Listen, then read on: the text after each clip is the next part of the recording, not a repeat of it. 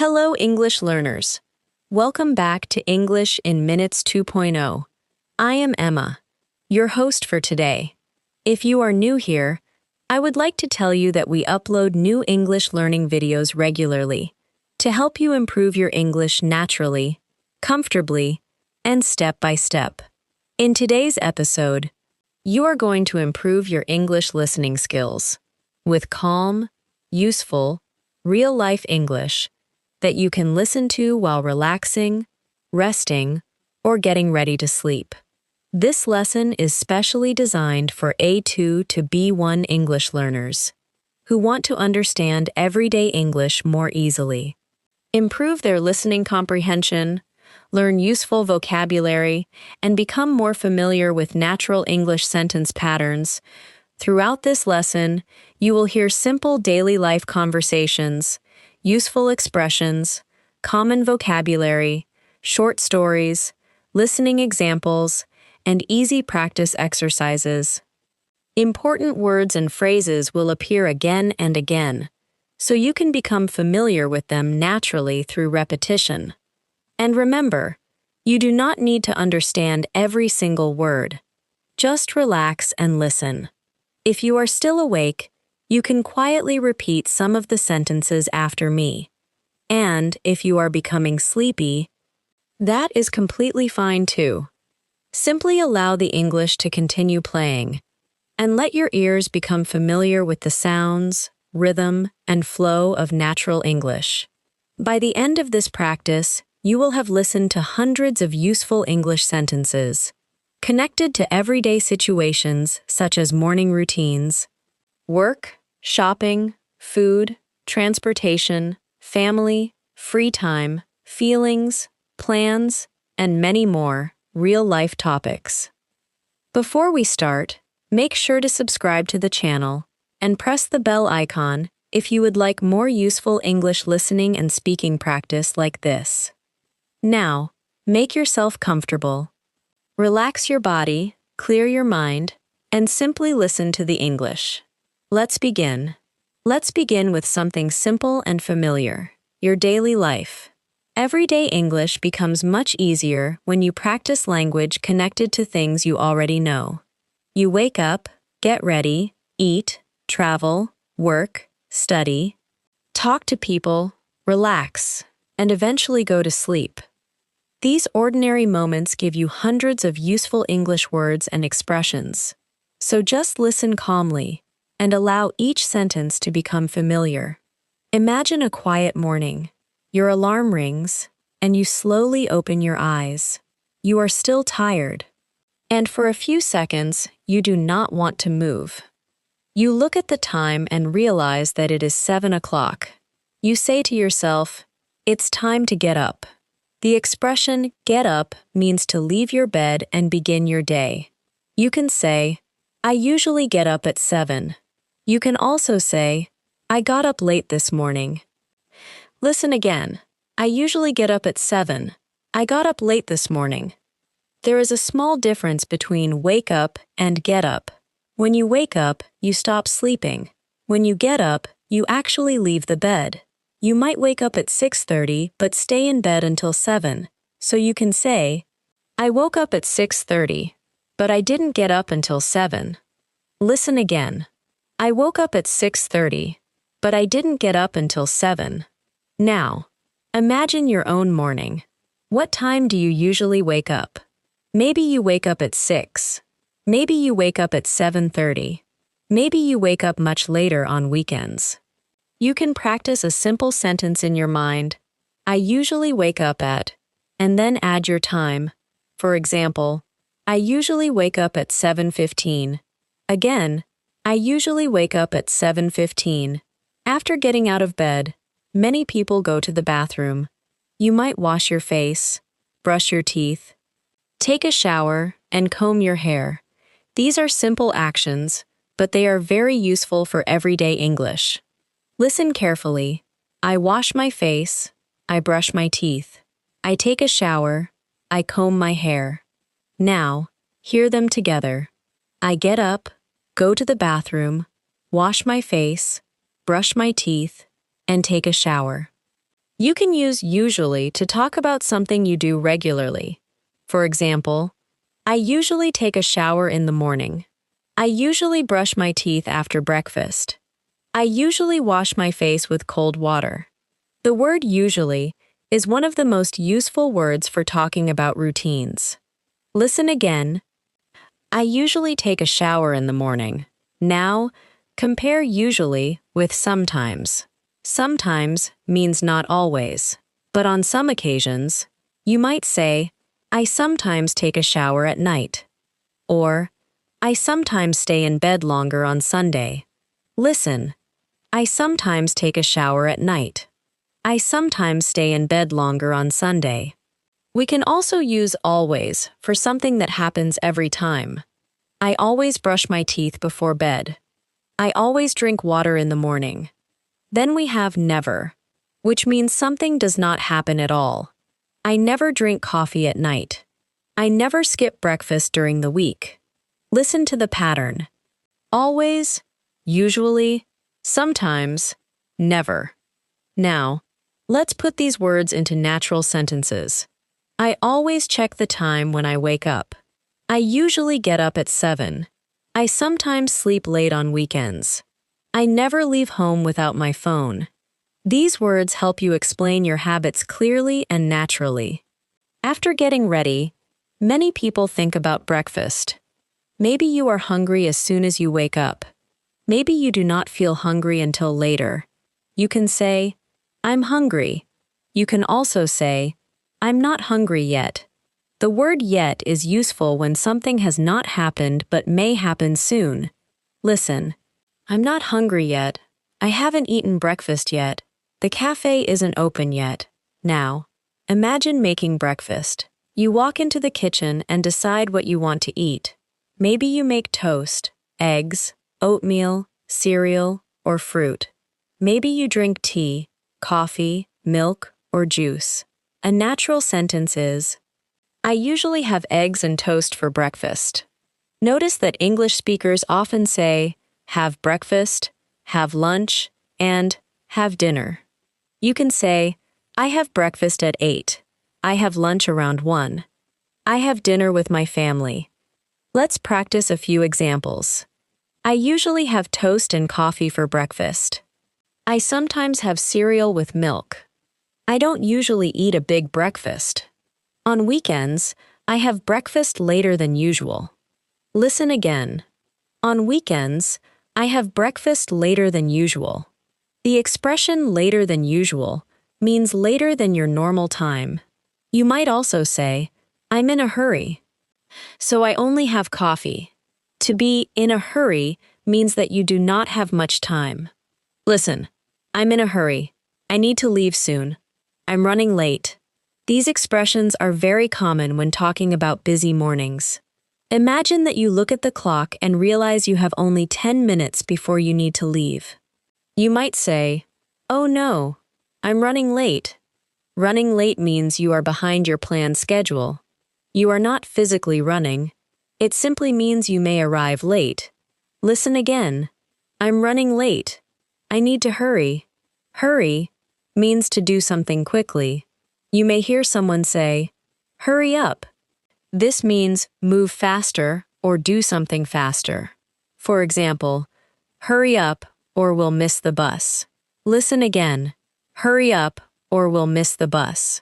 Now, let's follow a short morning story.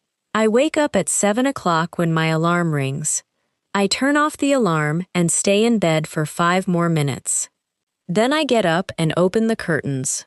I go to the bathroom, brush my teeth, and wash my face. After that, I take a quick shower and get dressed. I go into the kitchen and make a cup of coffee. I have some toast and fruit for breakfast. Then I check the time and realize I need to leave soon. Listen to that story again. But this time pay attention to the order of events. I wake up at 7 o'clock when my alarm rings. I turn off the alarm and stay in bed for 5 more minutes. Then I get up and open the curtains. I go to the bathroom, brush my teeth, and wash my face. After that, I take a quick shower and get dressed. I go into the kitchen and make a cup of coffee. I have some toast and fruit for breakfast. Then I check the time and realize I need to leave soon. Words such as then and after that help you connect events. They are especially useful when you are telling someone about your day.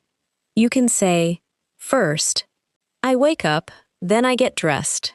After that, I eat breakfast. Finally, I leave for work. These simple connecting words make your English sound clearer. Now, think about the phrase, get dressed. It means to put on your clothes. You can say, I get dressed after my shower. I need to get dressed. She's getting dressed right now. You might also hear, change clothes.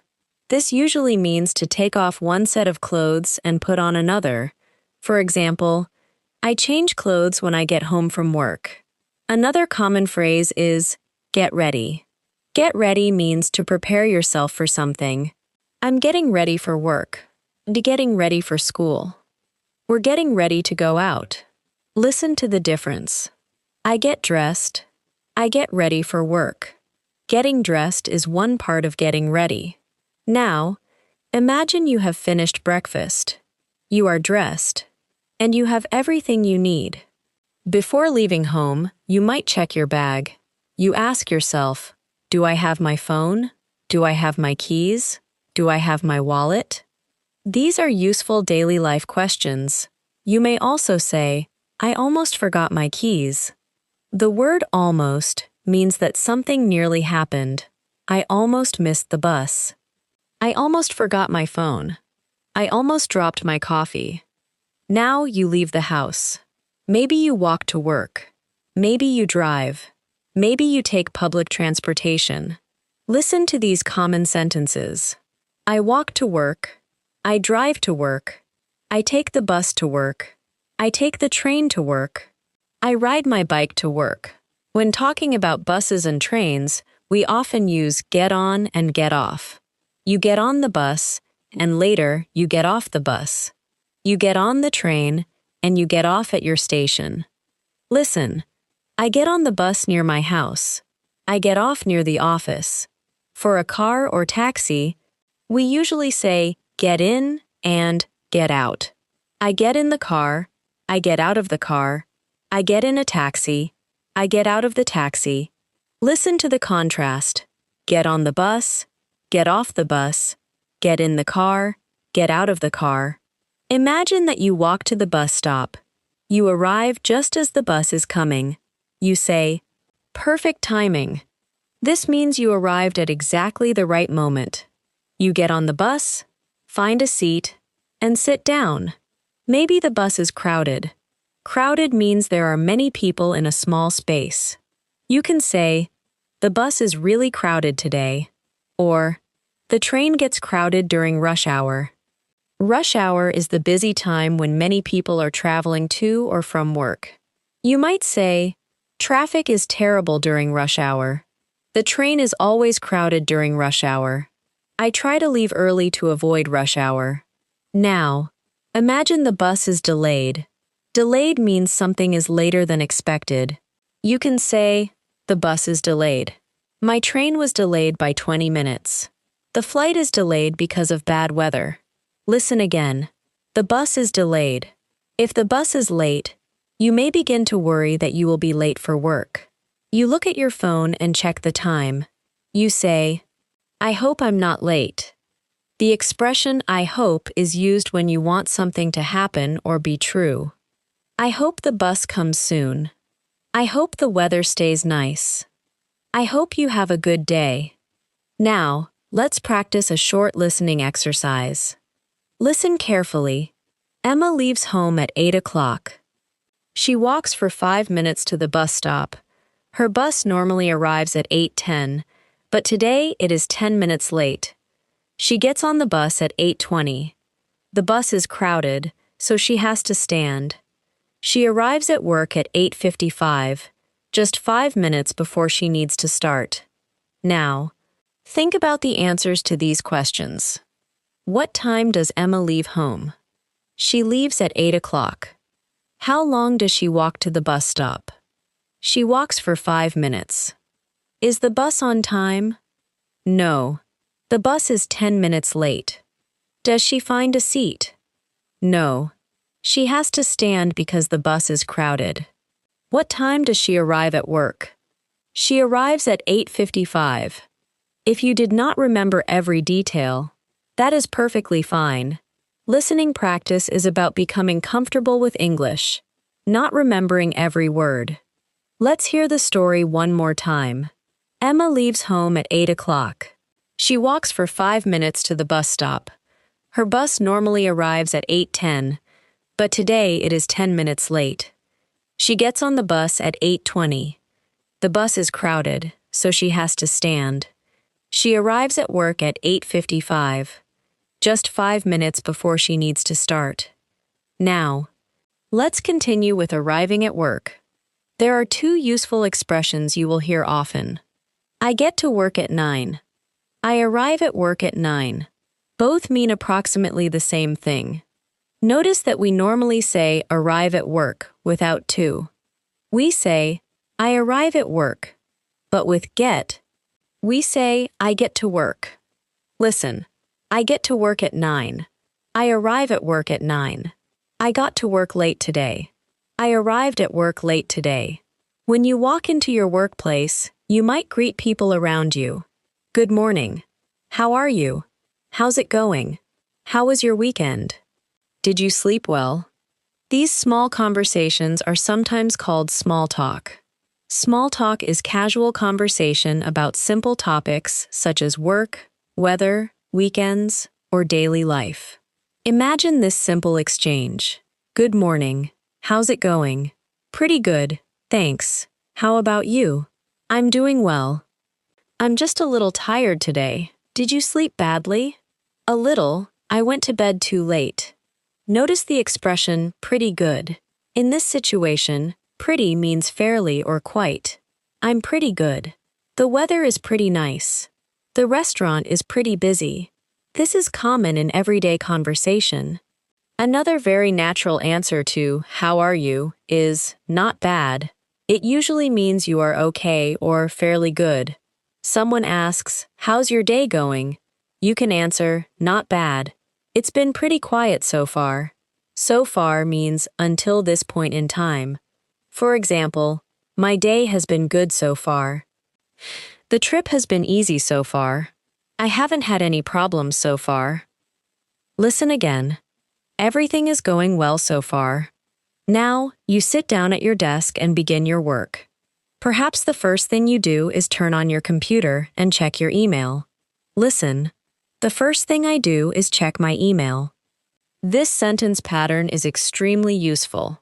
The first thing I do in the morning is drink water. The first thing I do at work is check my messages.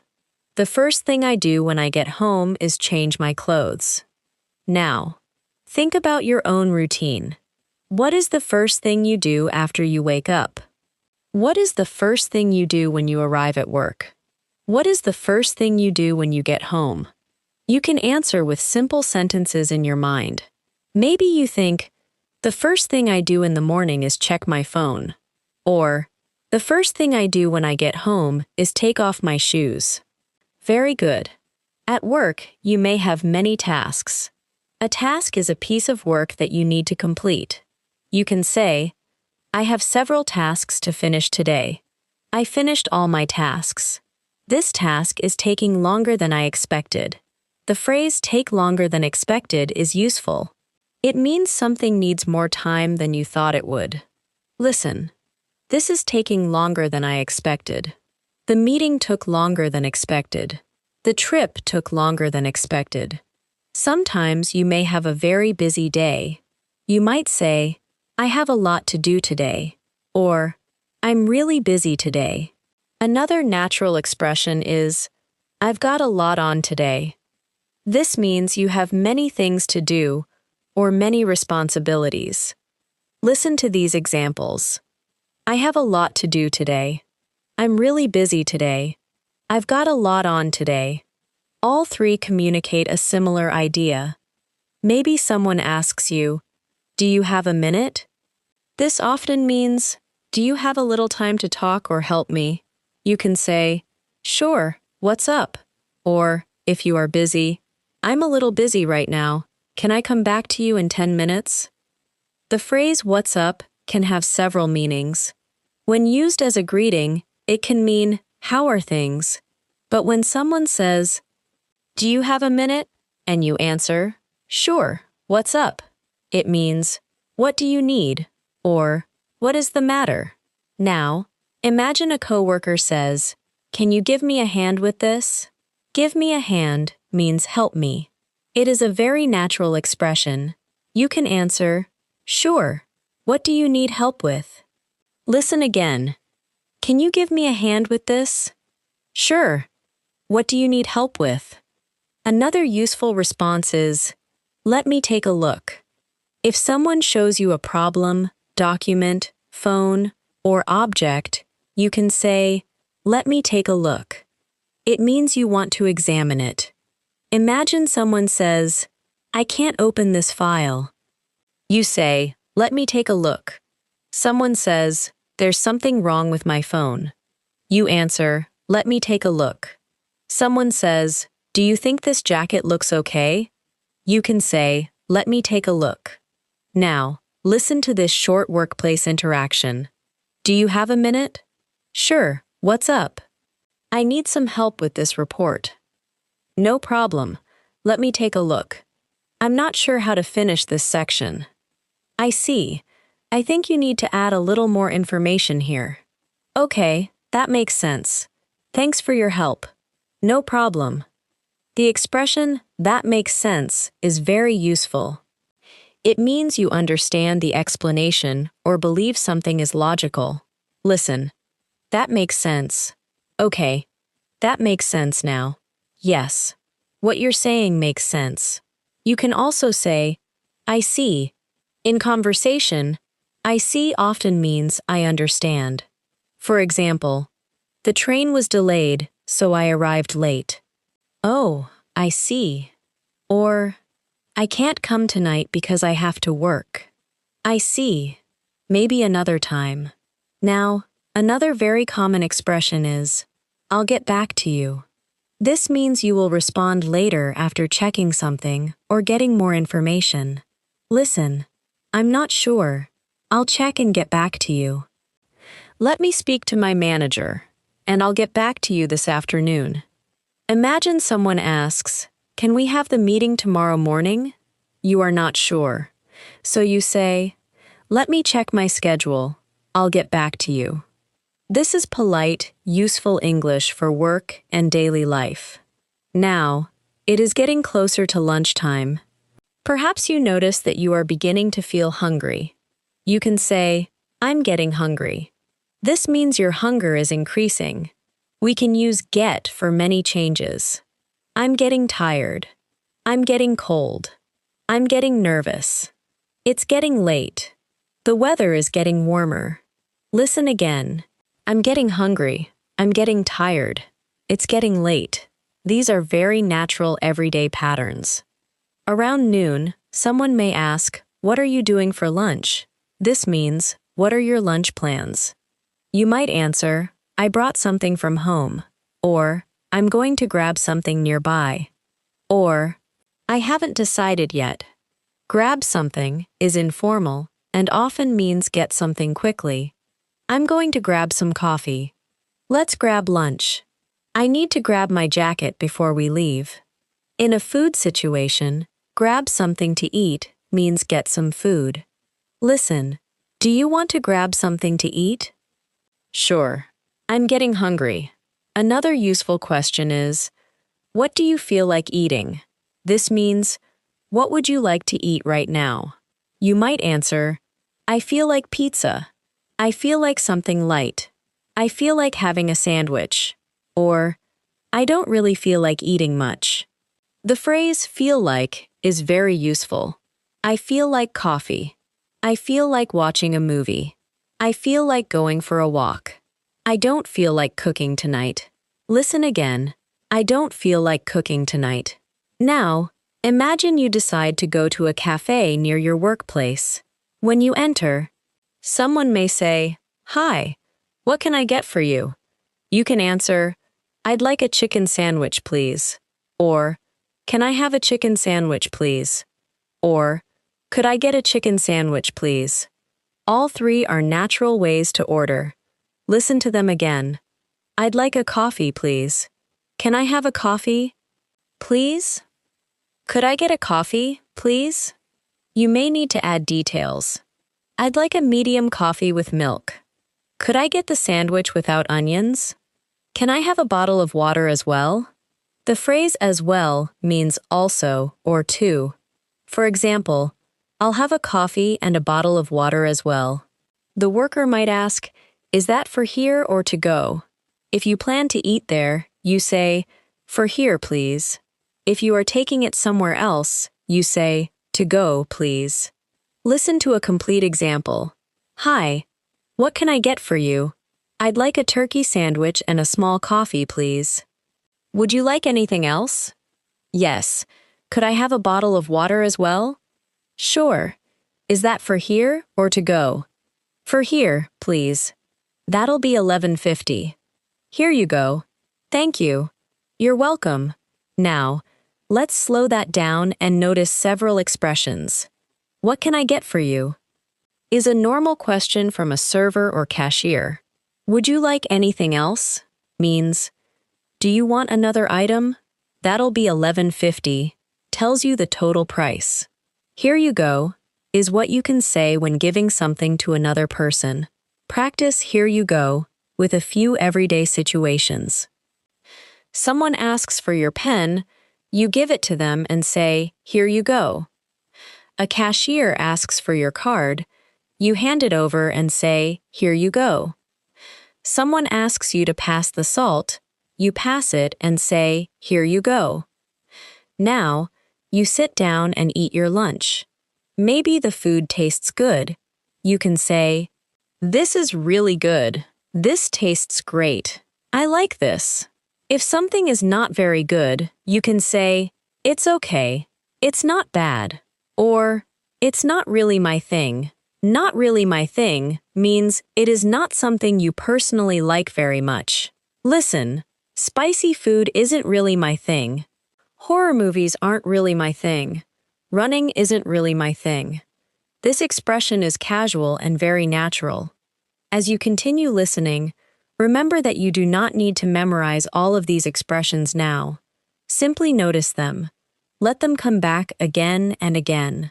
Some will already feel familiar. Others may still feel new. That is normal. Every time you hear a useful phrase in a meaningful situation, it becomes a little easier to understand the next time. Now, relax again and listen to these sentences without trying to translate every word. I wake up early. I get out of bed. I wash my face. I brush my teeth. I take a shower. I get dressed. I make breakfast. I drink coffee. I leave home. I walk to the bus stop. I get on the bus. I arrive at work. I say good morning. I check my email. I answer messages. I finish my tasks. I help a coworker. I take a break. I get hungry. I go out for lunch. I order a sandwich. I sit down and eat. I drink some water. Then I go back to work. Listen again and allow the rhythm to become familiar. I wake up early. I get out of bed. I wash my face. I brush my teeth. I take a shower. I get dressed. I make breakfast. I drink coffee. I leave home. I walk to the bus stop. I get on the bus. I arrive at work. I say good morning. I check my email. I answer messages. I finish my tasks. I help a coworker. I take a break. I get hungry. I go out for lunch. I order a sandwich. I sit down and eat. I drink some water. Then I go back to work. These are simple sentences. But simple English is powerful. When common sentences become automatic, listening becomes easier. Speaking becomes easier. You begin to hear complete ideas instead of separate words. So keep listening, stay relaxed, and let the language become more and more familiar. After lunch, you may return to work, school, study, or whatever you need to do during the afternoon. For many people, the afternoon feels a little slower than the morning. You may feel tired after eating. You may want another cup of coffee. You may look at the clock and think about how much work you still need to finish. Listen to this natural sentence. I usually feel a little tired after lunch. Again, I usually feel a little tired after lunch. You can also say, I get sleepy in the afternoon. The word sleepy means that you feel ready to sleep. Listen, I get sleepy in the afternoon. I feel sleepy after a big meal. I'm starting to feel sleepy. These are all natural ways to describe the feeling. Notice the expression starting to. We use this when something is beginning to happen. I'm starting to feel tired. It's starting to rain. The room is starting to get cold. I'm starting to understand this. Listen again. I'm starting to understand this. This is a useful sentence for English learners because understanding often happens gradually. Maybe the first time you hear an expression, it sounds difficult. Then you hear it again. Later, you hear it in another sentence. Finally, you think, oh, I'm starting to understand it. That gradual progress is completely normal. Now, imagine you are back at your desk. You look at your list of tasks and decide what to do first. Maybe you need to answer an email. Maybe you need to finish a report. Maybe you need to call someone. You could say, I still have a few things to do. The word still means that something continues to be true. Listen, I still have some work to finish. I'm still waiting for an answer. She's still in a meeting. It's still raining. Now, compare that with already. Already often means something happened sooner than expected or has happened by now. Listen, I've already finished my work. She has already left. We've already eaten.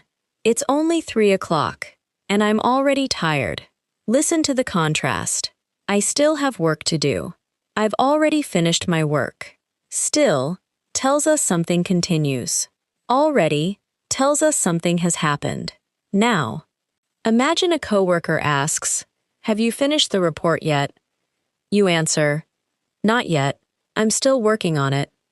This is a very useful workplace exchange. Listen again. Have you finished the report yet? Not yet. I'm still working on it. The phrase work on something means to spend time trying to complete, develop, or improve it. I'm working on a report. She's working on a new project. We're working on the problem. I'm working on my English. That last sentence is especially useful. I'm working on my English. Maybe someone asks you, how is your English these days? You might answer, it's getting better. I'm working on my listening and speaking. Notice, getting better. We use get again to describe change. My English is getting better. The weather is getting better. I'm getting faster. Things are getting easier. Now, imagine you have almost completed your task. You can say, I'm almost done. Listen, I'm almost done. Just give me 5 more minutes. I'm almost finished. These sentences are very useful when someone is waiting for you. For example, someone asks, are you ready to leave? You answer, almost. I'm just finishing something. Someone asks, is the report ready? You answer, almost. I'm nearly done. The words almost and nearly are very similar here. Now, listen to a short afternoon situation. It is 2:30, and Emma is working on an important email. She wants to finish it before her meeting at 3. A coworker asks her to help with a small problem. Emma says, sure, but can you give me 10 minutes? I'm almost done with this email. Her coworker says, no problem, take your time. Emma finishes the email and then helps her coworker. The expression, take your time, means you do not need to hurry. Listen again. Take your time. There's no rush. There's no rush also means you do not need to do something quickly. These expressions can make you sound calm and polite. Imagine someone is looking for information for you. You might say, "Take your time. There's no rush." Someone is getting ready to leave. You might say, "Take your time. I can wait." Someone is learning something new. You can say, "Take your time. You don't have to understand everything immediately." Now, think about the phrase, "Give me 10 minutes." This means you need 10 minutes before you are ready. You can use this pattern with many amounts of time. Give me a minute. Give me 5 minutes. Give me a little time. Listen. Give me a minute. I'll be right with you. I'll be right with you means you will help or speak to the person very soon. You may hear this in shops, offices, restaurants, or other places.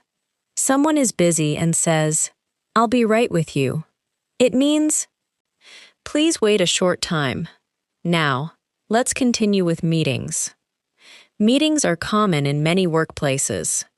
You can say, "I have a meeting at 3. I'm in a meeting. The meeting starts in 10 minutes. The meeting has been moved to 4. Listen carefully to moved.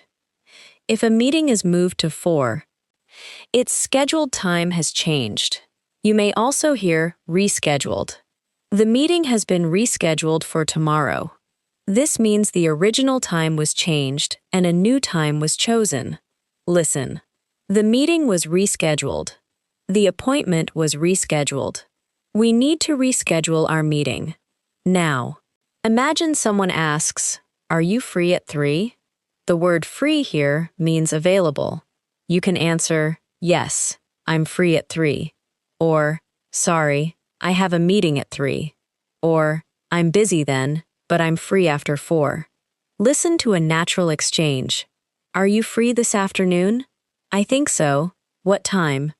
"Around 3:30. "Yes, that works for me." "Great. I'll see you then." "That works for me" is a very useful expression when agreeing to a plan or time. For example, "How about lunch at 1?" "That works for me." "Can we meet tomorrow morning?"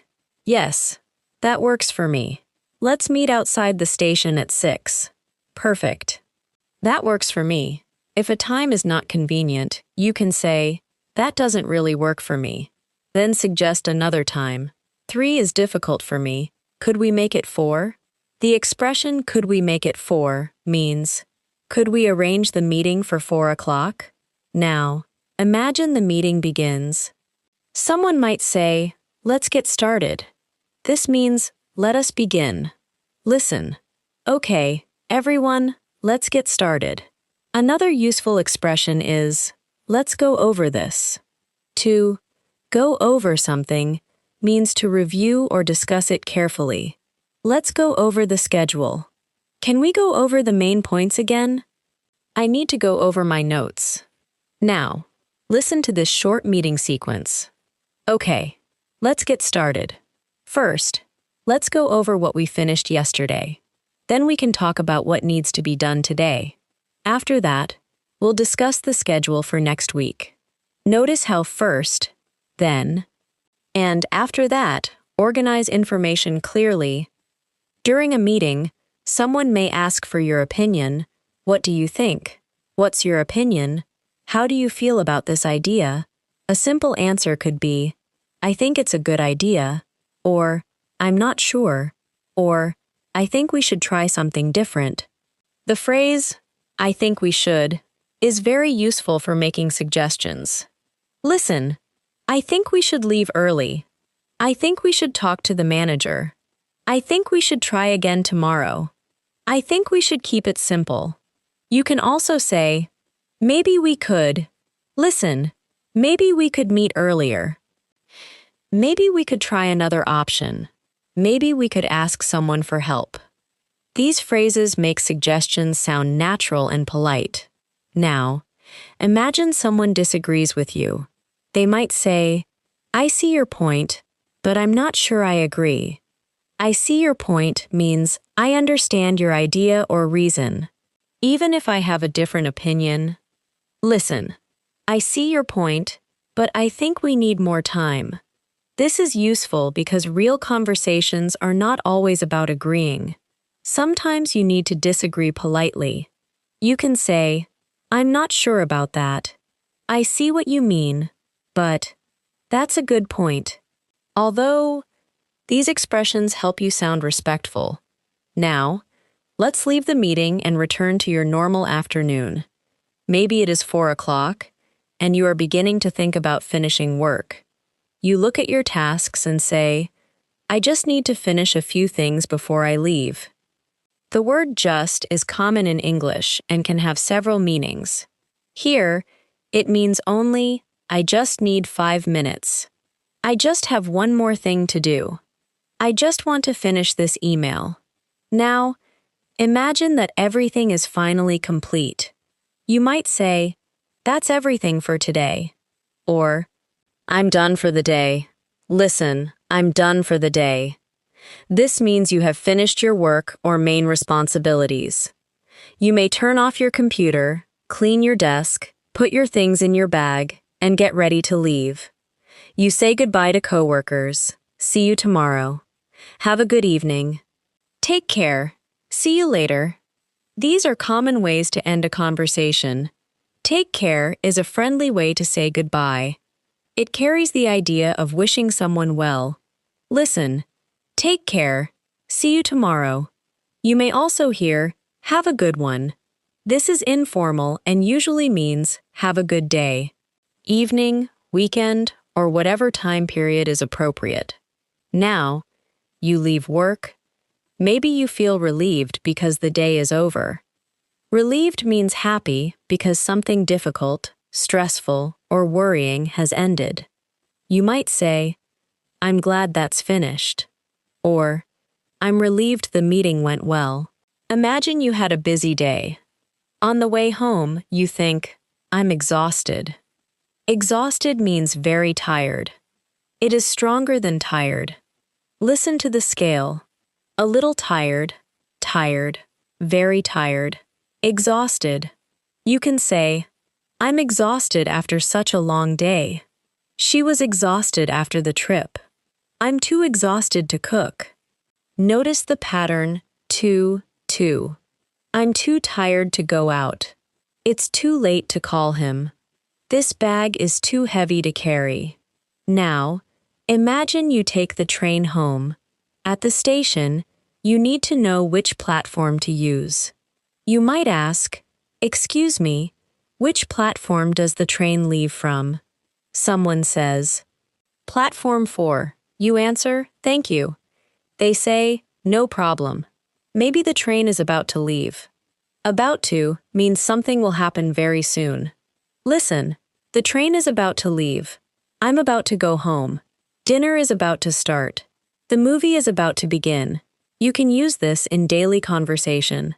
Someone calls and asks, are you busy? You say, I'm about to leave work. Or, I'm about to have dinner. Can I call you later? Now, imagine you get on the train and find a seat. You sit by the window. The train pulls away from the station. Maybe you listen to music, check your phone, read something, or simply relax. Listen to these sentences. I usually listen to music on the way home. I sometimes read on the train. I often check my messages. Sometimes I just look out the window and relax. The phrase on the way home means during your journey home. You can also say on the way to work, on the way to school, or on the way there. Listen, I stopped at the store on the way home. I bought coffee on the way to work. I saw an old friend on the way to the station. Now, imagine you need groceries, so you stop at a supermarket before going home. You might say, I need to pick up a few things. Pick up can mean to buy or collect something. Listen, I need to pick up some milk. I need to pick up a package. Can you pick up some bread on your way home? Notice that pick up also has another common meaning. It can mean to collect a person by car.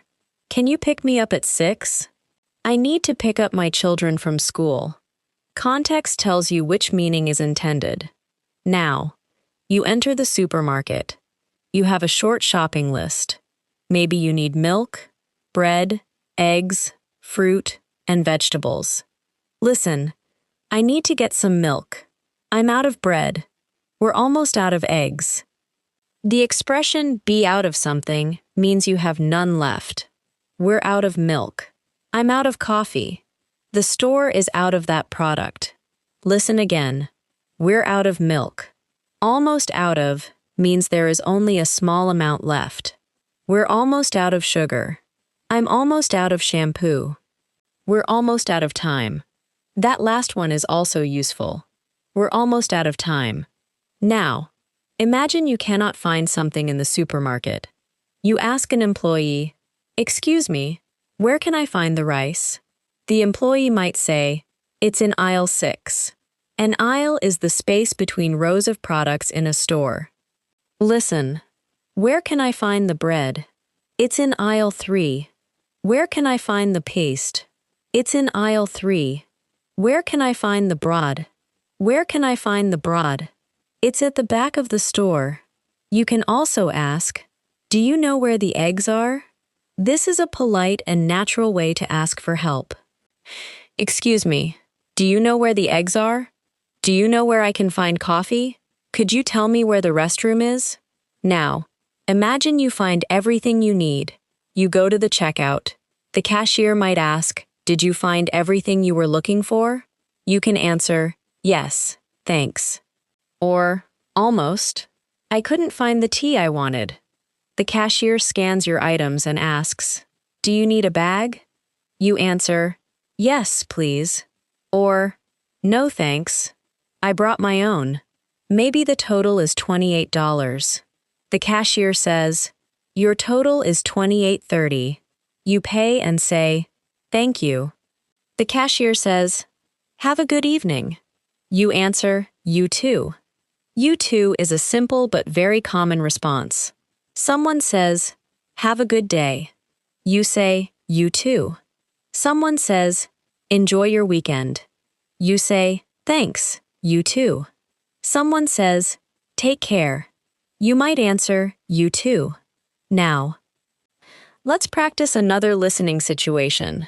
Emma finishes work at 5:15. On the way home, she stops at a supermarket because she needs a few things for dinner. She buys chicken, rice, tomatoes, some fruit, and a bottle of milk. She cannot find the rice at first, so she asks an employee for help.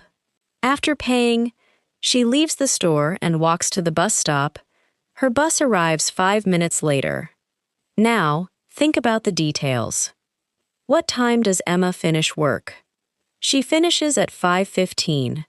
Why does she stop at the supermarket? Because she needs some things for dinner. What does she buy? Chicken, rice, tomatoes, fruit, and milk. What can't she find at first? The rice. Who helps her? A store employee. What does she do after leaving the store? She walks to the bus stop. Listen again. Emma finishes work at 5:15. On the way home, she stops at a supermarket because she needs a few things for dinner. She buys chicken, rice, tomatoes, some fruit, and a bottle of milk. She cannot find the rice at first, so she asks an employee for help. After paying, she leaves the store and walks to the bus stop. Her bus arrives 5 minutes later. Now, imagine finally arriving home. You unlock the door, walk inside, and put down your bag. You might say, "It's good to be home." Maybe you take off your shoes and change into comfortable clothes. Listen, I change into comfortable clothes when I get home. The expression, change into, means to put on different clothes. I changed into my pajamas. She changed into a clean shirt. I'm going to change into something more comfortable. Maybe the first thing you want to do is sit down. You say, "I need to sit down for a few minutes." Or, "I just want to relax." Listen, I just want to relax for a little while. A little while means a short period of time. I'm going to rest for a little while. Wait here for a little while. I haven't seen him in a while. Notice that in a while can mean for some time. After relaxing, maybe you begin to think about dinner.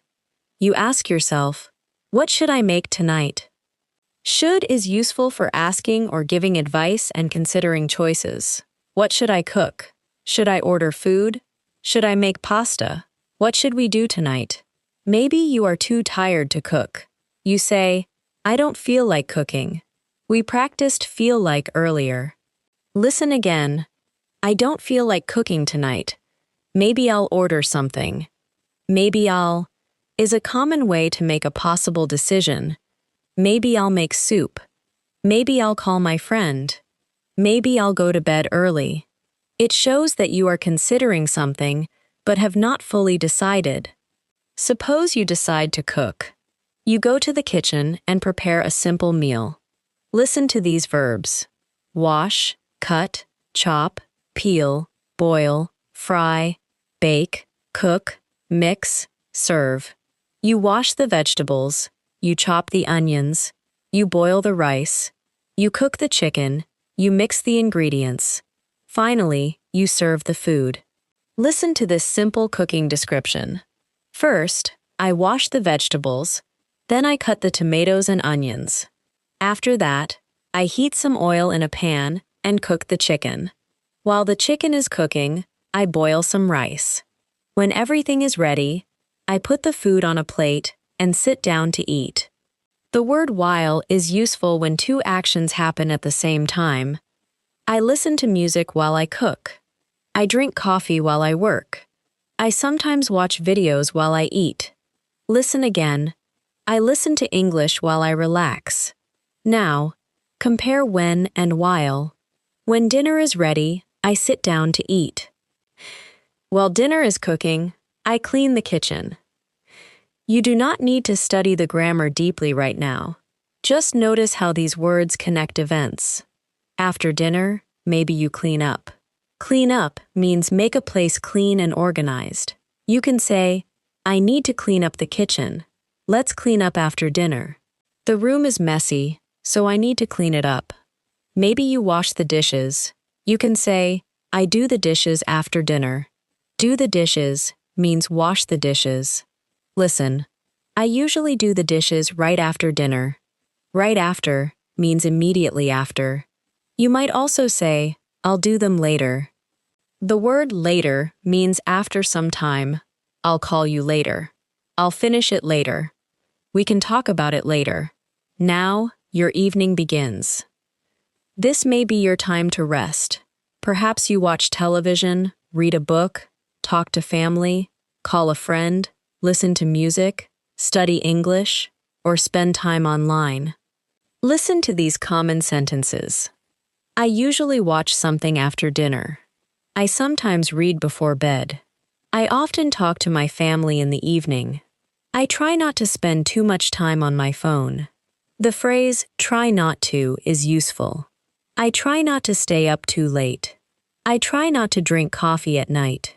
I try not to worry about small things. It means you make an effort to avoid something. Now, think about stay up. To stay up means to remain awake instead of going to bed. I stayed up late last night. I usually stay up later on weekends. Don't stay up too late. The opposite idea is go to bed. I usually go to bed around 11. Notice the difference between go to bed and go to sleep. You go to bed when you get into bed to rest. You go to sleep when you actually begin sleeping. For example, I went to bed at 10:30, but I didn't go to sleep until 11. Listen again. I went to bed at 10:30, but I didn't go to sleep until 11. Sometimes you cannot sleep because your mind is busy. You might say, I couldn't fall asleep. Fall asleep means begin sleeping. I fell asleep quickly. It took me a long time to fall asleep. I almost fell asleep on the couch. Notice the phrase, it took me a long time. We use this to describe how much time and action required. It took me 20 minutes to get home. It took me an hour to cook dinner. It took me a long time to fall asleep. Now, listen to a peaceful evening routine. I usually finish dinner around 7:30. After dinner, I clean the kitchen and wash the dishes. Then I sit on the couch for a while and relax. Sometimes I watch a show, and sometimes I read. Around 10, I turn off most of the lights and start getting ready for bed. I brush my teeth, wash my face, and change into my pajamas. Then I get into bed and read for a few minutes. I usually fall asleep around 11. Listen once more. I usually finish dinner around 7:30. After dinner, I clean the kitchen and wash the dishes. Then I sit on the couch for a while and relax. Sometimes I watch a show, and sometimes I read. Around 10, I turn off most of the lights and start getting ready for bed. I brush my teeth, wash my face, and change into my pajamas. Then I get into bed and read for a few minutes. I usually fall asleep around 11. Now, think about your own evening. What do you usually do after dinner? Do you watch television? Do you talk to your family? Do you study? Do you use your phone? What time do you usually go to bed? You can answer these questions silently in your mind. Maybe your answer is, I usually watch videos after dinner. Maybe, I usually talk to my family. Maybe, I go to bed around midnight. All of these are useful opportunities to connect English with your real life. Now, let's gently review some of the expressions you have heard. Do not try to translate them. Simply listen and notice whether they feel familiar. I'm still working on it. I'm almost done. Take your time. There's no rush. Are you free this afternoon? That works for me. Let's get started. Let's go over the schedule. What do you think? I think we should try again. I see your point. I'm done for the day. I'm exhausted. I'm about to leave. I'll stop at the store on the way home.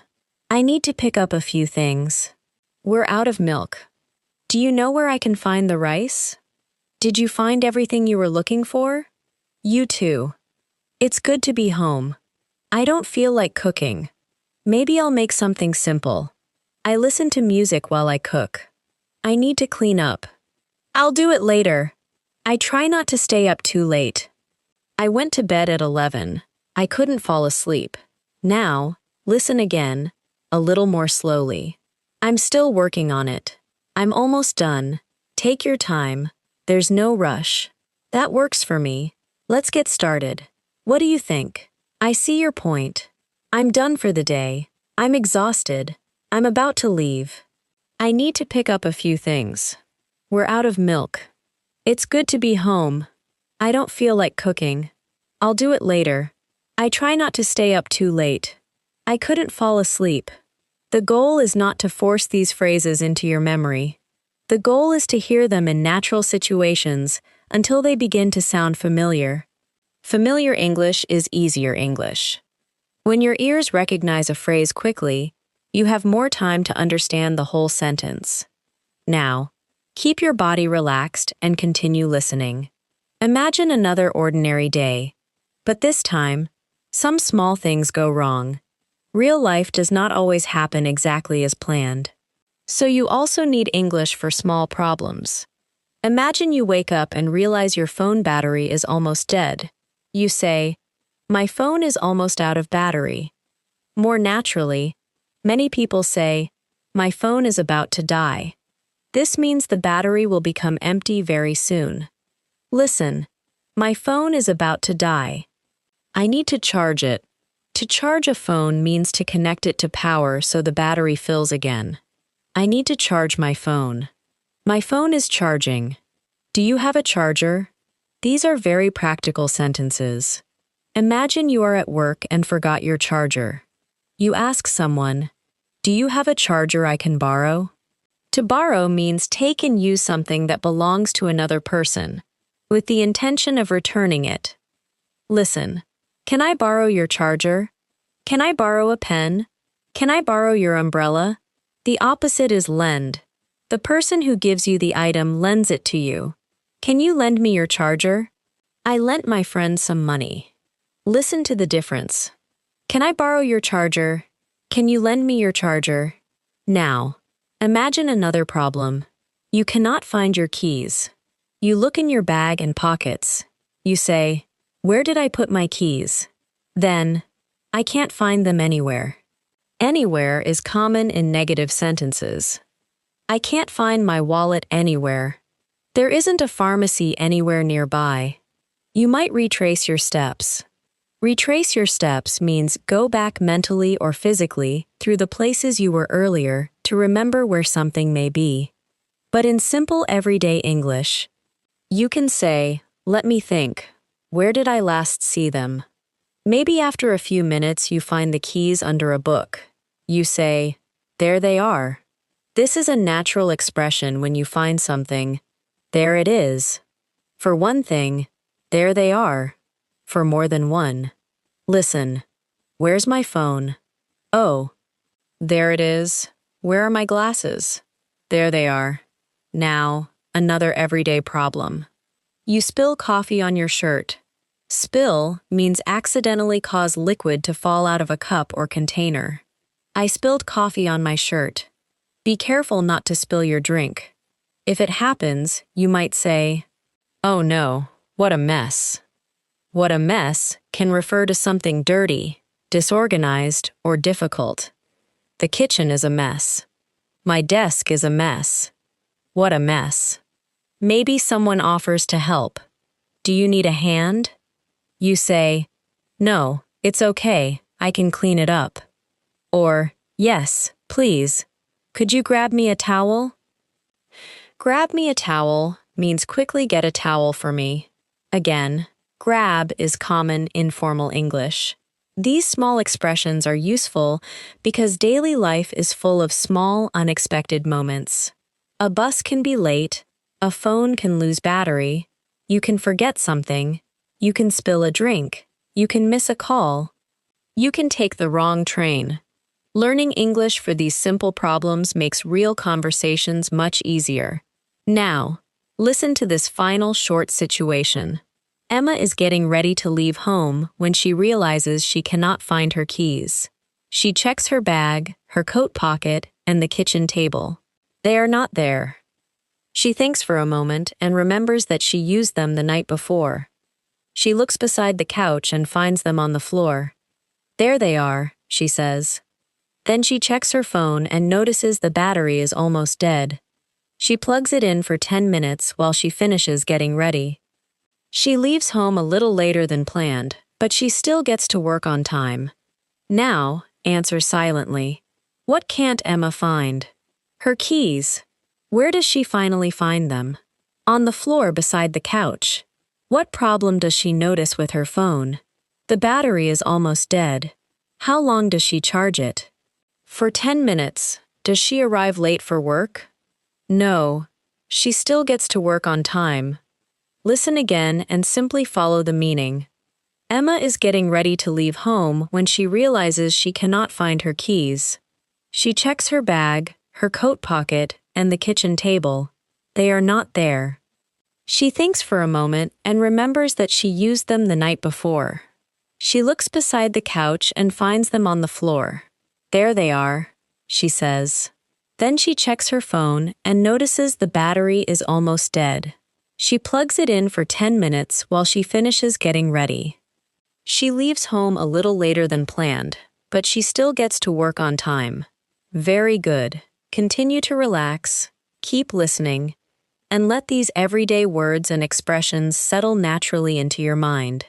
Now, let's continue with another part of everyday life, talking to people. Many English learners know a lot of words, but sometimes they still feel nervous when a real conversation begins. The good news is that most everyday conversations use simple language. You do not need complicated grammar to talk naturally. You need useful expressions that help you start, continue, and finish a conversation comfortably. Imagine you see someone you know in the morning. You might say, "Good morning, how are you?" They may answer, "I'm good, thanks. How about you?" You can say, "I'm doing well." You might also hear, "How's everything?" or "How have you been?" These questions are common when people meet. Listen. "How are you?" I'm good. Thanks. How about you? How's everything? Pretty good. How have you been? I've been well. Thanks. The question, how have you been, is especially useful when you have not seen someone for some time. Maybe you have not seen a friend for 2 weeks. You meet and say, "Hey, it's good to see you. How have you been?" They may answer, "I've been good. Just busy with work." Just busy with work is a very natural short answer. You do not always need a long explanation. In real conversation, simple answers are often enough. Imagine a friend says, "I haven't seen you in ages." This means, "I haven't seen you for a very long time." It is informal and friendly. You may answer, "I know, it's been a while." The phrase "it's been a while" means a considerable amount of time has passed. Listen, "It's been a while. It's good to see you again. We should catch up sometime." To catch up means to talk with someone you have not seen recently and share what has been happening in your lives. Listen, we should catch up. Let's meet for coffee and catch up. I caught up with an old friend yesterday. Now, imagine you meet your friend at a cafe. You sit down and begin talking. Your friend asks, "So, what have you been up to lately?" This is an informal way of asking what you have been doing recently. You might answer, "Not much, mostly work." Or, "I've been really busy lately." Or, "I've been trying to exercise more." Listen again. What have you been up to lately? I've been pretty busy with work. The word lately means recently. I've been tired lately. I've been studying a lot lately. The weather has been strange lately. Now, maybe your friend tells you about a new job. You can respond, "That's great. Congratulations. How's it going so far? Do you like it?" These follow-up questions help keep the conversation moving. If someone tells you good news, useful responses include, "That's wonderful. That's great to hear. I'm happy for you." If someone tells you bad news, you may say, "I'm sorry to hear that. That sounds difficult. I hope things get better soon." Listen to the difference. "I got a new job. That's great to hear. My car broke down yesterday. I'm sorry to hear that." The phrase "broke down" means a machine, especially a car, stopped working. My car broke down. The bus broke down. The washing machine broke down. Now, imagine your friend says, "My car broke down on the way to work." You might ask, "What did you do?" Your friend says, "I called for help and waited for someone to come." You can reply, "That sounds stressful." The word stressful describes something that causes stress. Work has been stressful lately. Moving to a new house can be stressful. That was a stressful day. You can also say, "That must have been stressful." This is a natural way to show empathy. Listen, that must have been stressful. That must have been difficult. That must have been exciting. Now, let's practice how to ask follow-up questions. Follow-up questions are important because they show interest and help conversations continue. Imagine someone says, "I went to the beach last weekend." You can ask, "Who did you go with? How was the weather? Did you have a good time? What did you do there?" Someone says, "I started a new class." You can ask, "What are you studying? How often do you go? Do you like the teacher? Is it difficult?" Someone says, "I'm planning a trip." You can ask, "Where are you going? When are you leaving? How long are you staying? Are you going alone?" Now, listen to a short conversation. What did you do over the weekend? I visited my sister. Oh, nice. Where does she live? She lives about 2 hours away. Did you drive there? Yes. I left Saturday morning and came back Sunday evening. Did you have a good time? Yes, it was really nice. We hadn't seen each other for a few months. Notice the question, what did you do over the weekend? This is very common on Mondays or after a weekend. You can answer with simple past tense. I stayed home. I went shopping. I met some friends. I watched a movie. I cleaned my apartment. If you did nothing special, you can say, not much. I just relaxed. This is a completely natural answer. Listen. What did you do this weekend? Not much. I just relaxed at home. Now, let's move to another common topic, making plans. Everyday English often includes invitations, suggestions, and arranging times. Imagine your friend says, "Are you free this weekend?" You might answer, "I think so. Why?" They say, "Do you want to get lunch on Saturday?"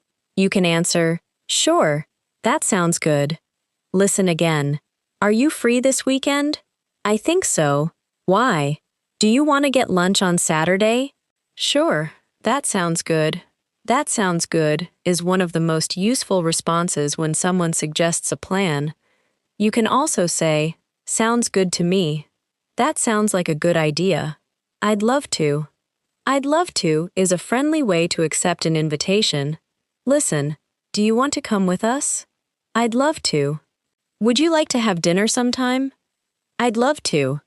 If you cannot accept, you can decline politely. "I'd love to, but I'm busy." "Sorry, I already have plans." "I can't this Saturday, but maybe next weekend." Already have plans means you have arranged something else. Listen.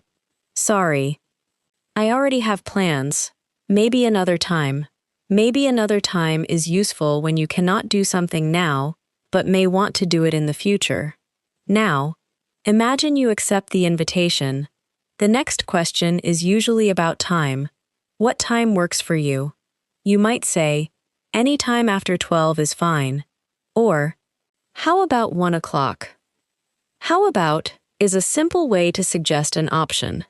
How about Friday? How about 7:30? How about that cafe near the station? Someone can answer, "That works for me."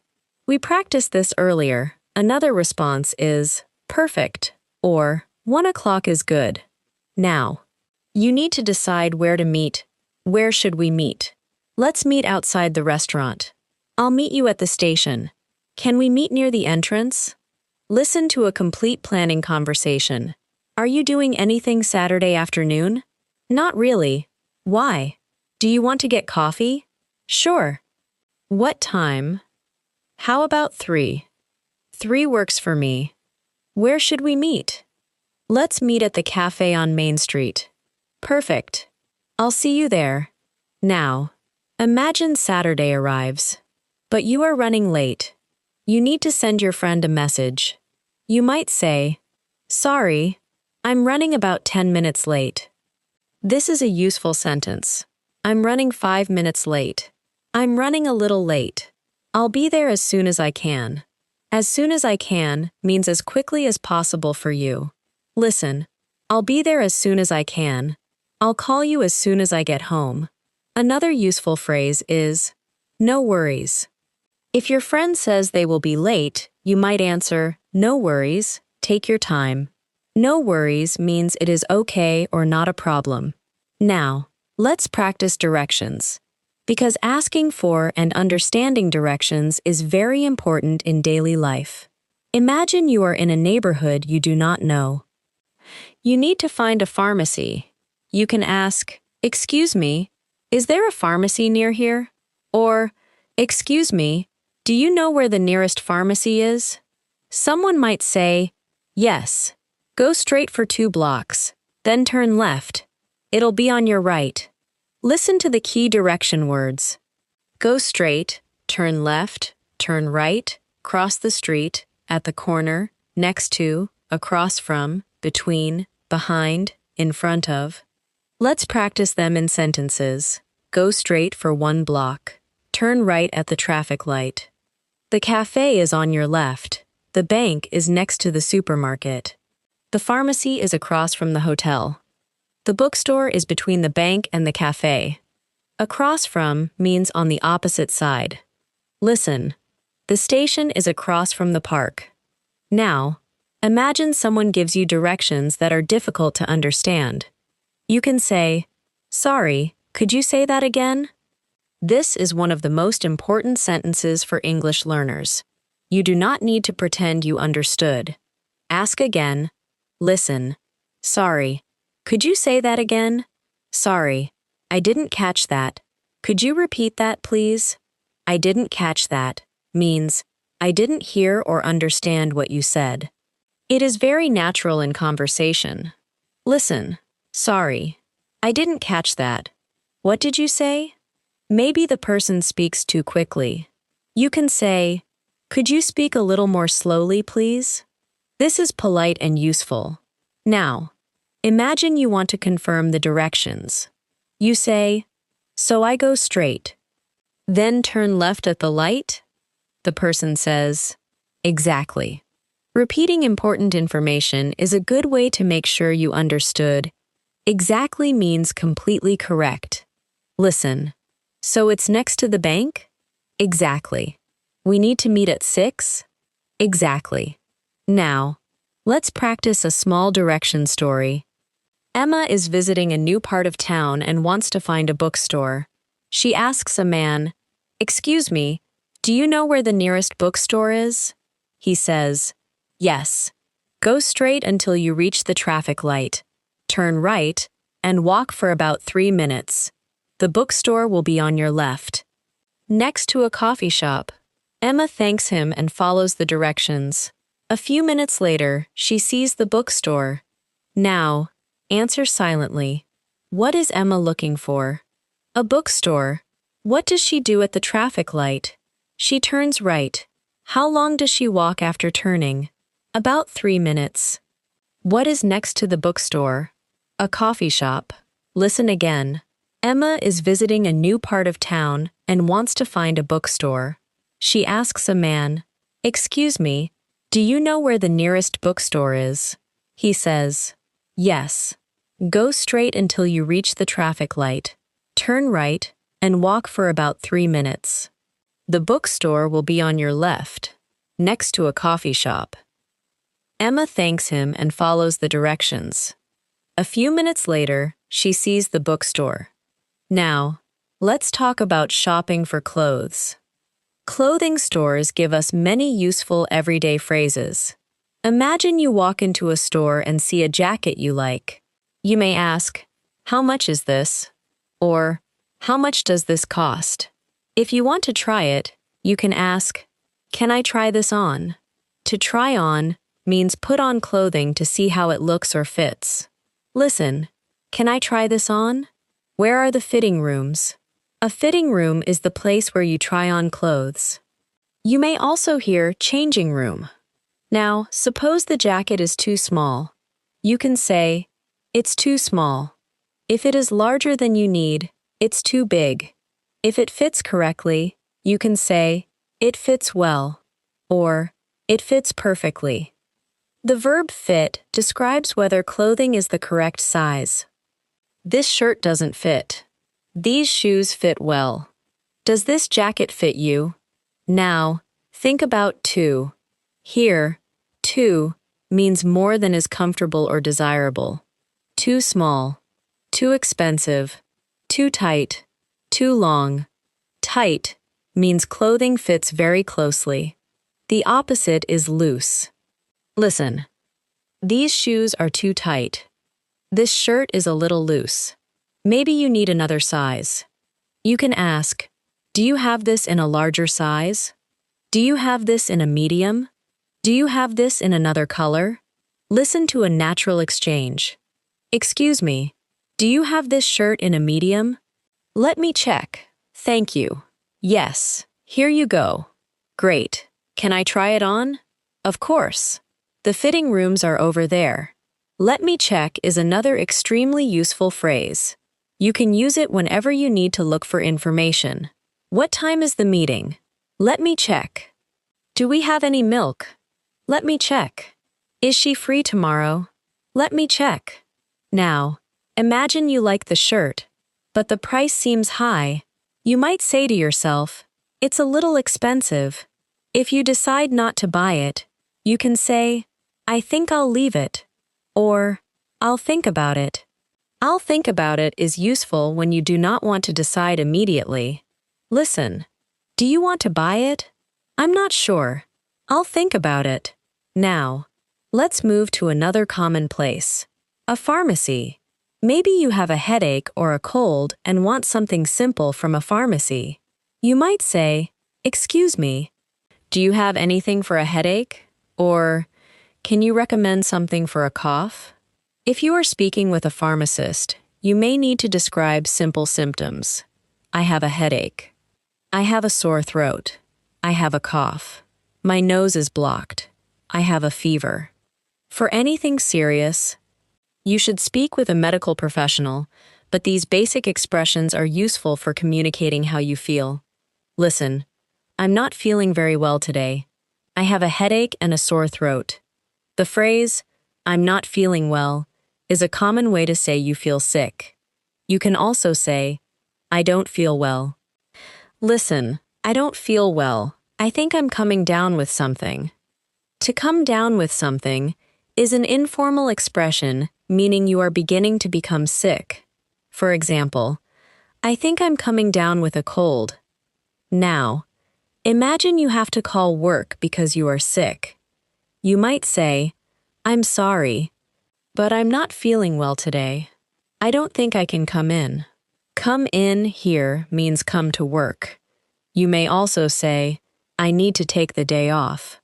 Taking a day off means not working or studying that day. Listen, I'm going to take the day off and rest. Now, think about how to talk about feeling better. I'm feeling better today. I'm starting to feel better. I'm almost back to normal. I still have a cough, but I feel much better. Back to normal means return to the usual condition. I'm finally back to normal. Everything is back to normal now. Now, let's move to another everyday situation. Talking on the phone. Phone conversations can feel difficult because you cannot see the other person's face, but many calls use predictable phrases. When answering a personal call, you may simply say, "Hello." If someone asks for another person, you could say, "One moment, please," or, "I'm sorry, they're not available right now." Available means free or able to speak. Is Sarah available? I'm sorry, she's in a meeting right now. If you call someone and they do not answer, you may leave a message. "Hi, it's Emma. I'm just calling about tomorrow's meeting. Give me a call when you have a chance. Thanks." Give me a call means call me, give me a call later. Give me a call when you get home. When you have a chance means when you have enough free time. Listen, can you call me when you have a chance? Take a look at this when you have a chance. Maybe the phone connection is bad. You can say, "I can barely hear you. The connection is bad. You're breaking up." You're breaking up means the sound is cutting in and out because of a poor connection. Listen. Sorry. You're breaking up. Can you hear me? Maybe the call suddenly stops.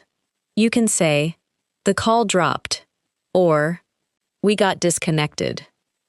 Then you call back and say, "Sorry, we got disconnected." Now, practice this short phone exchange. Hello. Hi, Emma. It's Daniel. Hi, how are you? Good, thanks. Is this a good time? Yes, I have a few minutes. Great. I just wanted to ask you about tomorrow. Sure, what do you need to know? The question, "Is this a good time?" is polite when you are not sure whether someone is busy. If they are busy, they can say, "I'm actually in the middle of something. Can I call you back?" In the middle of something means currently busy doing something. Listen, I'm in the middle of something right now. Can we talk later? Someone back means return their phone call.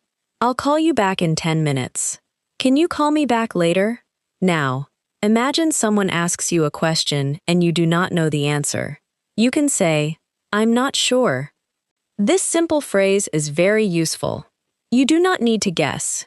You can continue. Let me find out. Find out means discover information. I'll find out and let you know.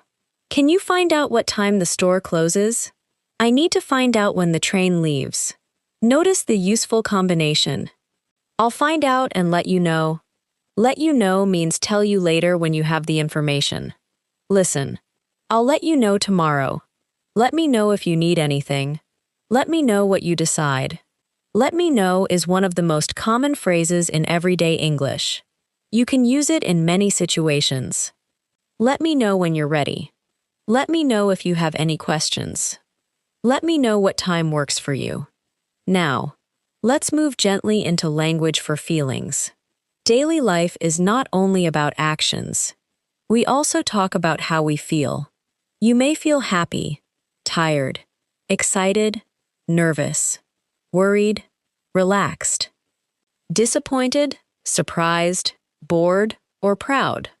Listen, I'm excited about the weekend. I'm nervous about the interview. I'm worried about the weather.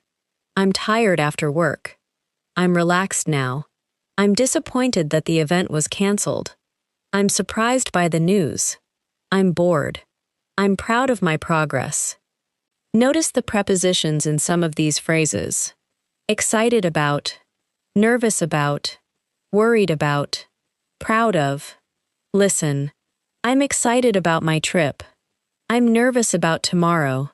I'm worried about the exam. I'm proud of myself. Proud of myself means pleased with something you have done. Maybe you have been practicing English every day.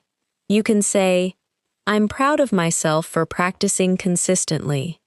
The word consistently means regularly over time. You do not need to use this word often at A2 level, but it is useful for B1 learners. I've been studying consistently. She exercises consistently. Now, think about the expression, I'm looking forward to. This means you are happy and excited about something in the future. Listen, I'm looking forward to the weekend. I'm looking forward to seeing my family. I'm looking forward to my vacation. Notice that after looking forward to, we often use a noun or an ing form. I'm looking forward to dinner. I'm looking forward to meeting you. I'm looking forward to relaxing. Now, compare that with, I can't wait. I can't wait for the weekend. I can't wait to see you. This is stronger and more informal. It means you are very excited. Now, imagine the opposite feeling. Something you expected did not happen. Maybe a friend cancels plans. You might say, that's disappointing. Or, I was really looking forward to it. Look forward to can be used in the past too. I was looking forward to the trip, but it was canceled.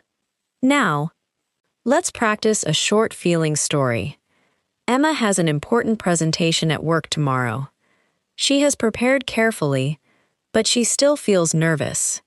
In the evening, she reviews her notes one more time. Then she tells herself, I've prepared well. I can do this.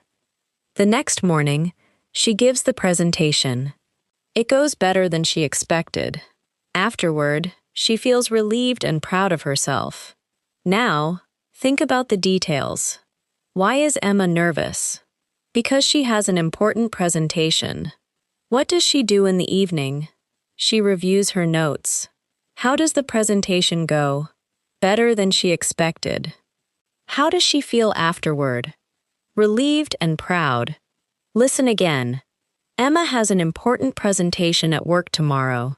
She has prepared carefully, but she still feels nervous. In the evening, she reviews her notes one more time. Then she tells herself, I've prepared well. I can do this. The next morning, she gives the presentation. It goes better than she expected. Afterward, she feels relieved and proud of herself. Now, let's practice several useful expressions from everything you have just heard. Listen without trying to repeat every sentence. Just notice what you understand. How have you been? It's been a while. We should catch up. What have you been up to lately? That's great to hear. I'm sorry to hear that. That must have been stressful. What did you do over the weekend? Not much. I just relaxed. Are you free this weekend? That sounds good. I'd love to. Sorry. I already have plans. Maybe another time. What time works for you? How about 3? That works for me. Where should we meet? I'm running a little late. I'll be there as soon as I can. No worries. Take your time. Now. Continue. Excuse me, is there a pharmacy near here? Go straight and turn left. It's across from the bank. Sorry. Could you say that again? I didn't catch that. Could you speak a little more slowly? Exactly. Can I try this on? Do you have this in another size? It's too small. It fits perfectly. Let me check. I'll think about it. I'm not feeling well. I need to take the day off. I'm starting to feel better. Is this a good time? I'm in the middle of something. Can I call you back? I'll find out and let you know. Let me know when you're ready. I'm looking forward to the weekend. I'm proud of my progress. Now, take these sentences one at a time. How have you been? It's been a while. We should catch up. That sounds good. I'd love to. Maybe another time. What time works for you? I'm running a little late. No worries. I didn't catch that. Could you say that again? Let me check. I'll think about it. I'm not feeling well. Can I call you back? I'll let you know. I'm looking forward to it. I'm proud of my progress. Very good. Now, let's move into another type of practice. I will give you a common situation, and then you will hear a natural sentence you could use. You do not need to answer aloud unless you want to. Simply imagine the situation first. You want someone to repeat what they said. Sorry, could you say that again? You are 5 minutes late to meet a friend. Sorry, I'm running a few minutes late. You do not know an answer. I'm not sure. Let me find out. You want to accept an invitation. That sounds great. I'd love to. You cannot accept an invitation. I'd love to, but I already have plans. You want someone to tell you their decision later. Let me know what you decide. You are waiting for information. I'll get back to you as soon as I can. You want to try a shirt in a store. Can I try this on? You want a different size. Do you have this in a larger size? You need directions. Excuse me, do you know where the station is? You feel sick. I'm not feeling very well today. You are excited about something in the future. I'm really looking forward to it. You are very tired. I'm exhausted. You want to relax after a busy day? I just want to take it easy tonight. Take it easy means relax and avoid doing too much. Listen, I'm tired, so I'm going to take it easy tonight. You may also hear take it easy as a casual goodbye. In that case, it means something like relax and take care. Now, imagine a quiet evening with no special plans. You get home, make dinner, and decide not to go out. You say, I'm staying in tonight. Stay in means remain at home rather than go somewhere for entertainment or social activity. Listen, are you going out tonight? No. I think I'm staying in. The opposite is go out. We're going out for dinner. I went out with friends last night. Do you feel like going out? Now, think about hang out. Hang out means spend relaxed time with someone or in a place. I hung out with my friends on Saturday. Do you want to hang out this weekend? This is informal and common. You may also say, we didn't do anything special. We just hung out at home. Now, imagine someone asks what you like doing in your free time. You might say, I like reading. I enjoy cooking. I like going for walks. I spend a lot of time listening to music. The phrase spend time doing something is useful. I spend a lot of time working. I spend too much time on my phone. I spend about 30 minutes a day practicing English. Listen to that last one. I spend about 30 minutes a day practicing English. Now, think about your own free time. What do you enjoy doing? Maybe, I enjoy watching movies. Maybe, I like spending time with my family. Maybe, I enjoy learning new things. You can talk about preferences using prefer. I prefer tea to coffee. I prefer staying home to going out. I prefer quiet places. Notice the pattern, prefer A to B. I prefer summer to winter. I prefer trains to buses. You can also say, I'd rather. I'd rather stay home tonight. I'd rather have coffee. I'd rather go tomorrow. This is a useful B1 expression for preferences. Imagine someone says, do you want to go out for dinner? You are tired. You say, I'd rather stay home and cook something. Now, let your attention soften again. Listen to this calm description of an ordinary weekend evening. It is Saturday evening. Emma has had a busy week, so she decides to stay in. She makes a simple dinner and calls a friend while the food is cooking. They talk for about 20 minutes and make plans to meet the following weekend.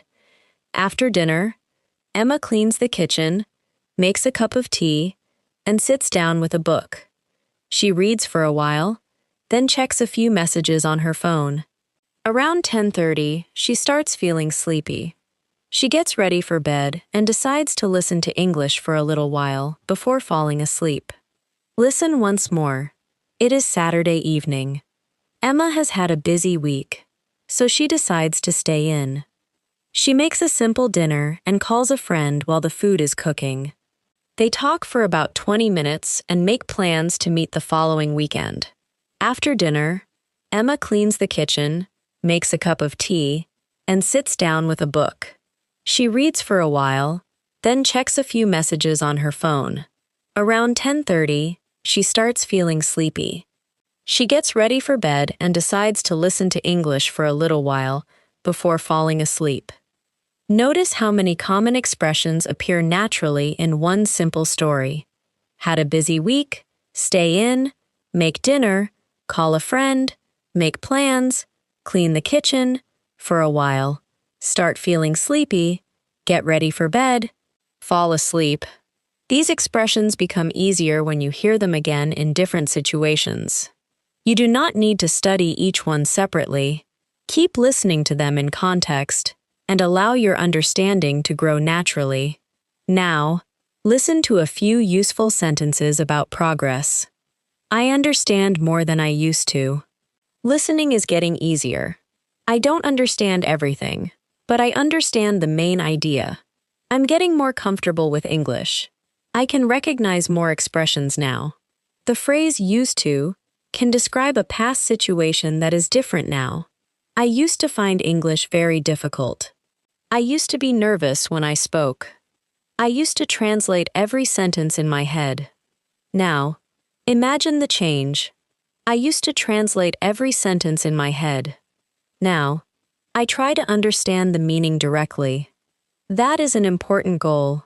You may not do it all the time yet, and that is fine. The more familiar English becomes, the less you need to translate. Listen, I used to speak very slowly, but I'm getting faster. I used to be afraid of making mistakes, but now, I'm more confident. Confident means believing in your ability. I feel more confident now. I want to become more confident when I speak English.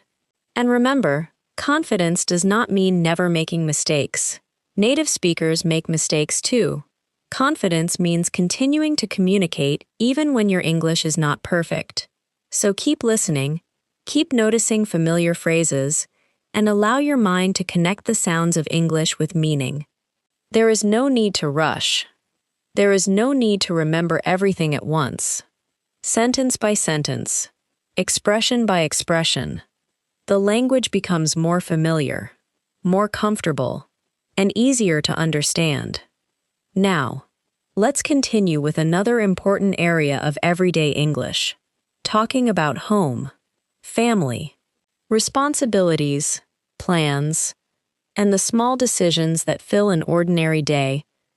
These topics may sound simple, but they give you some of the most useful English you can learn, because you can use this language again and again.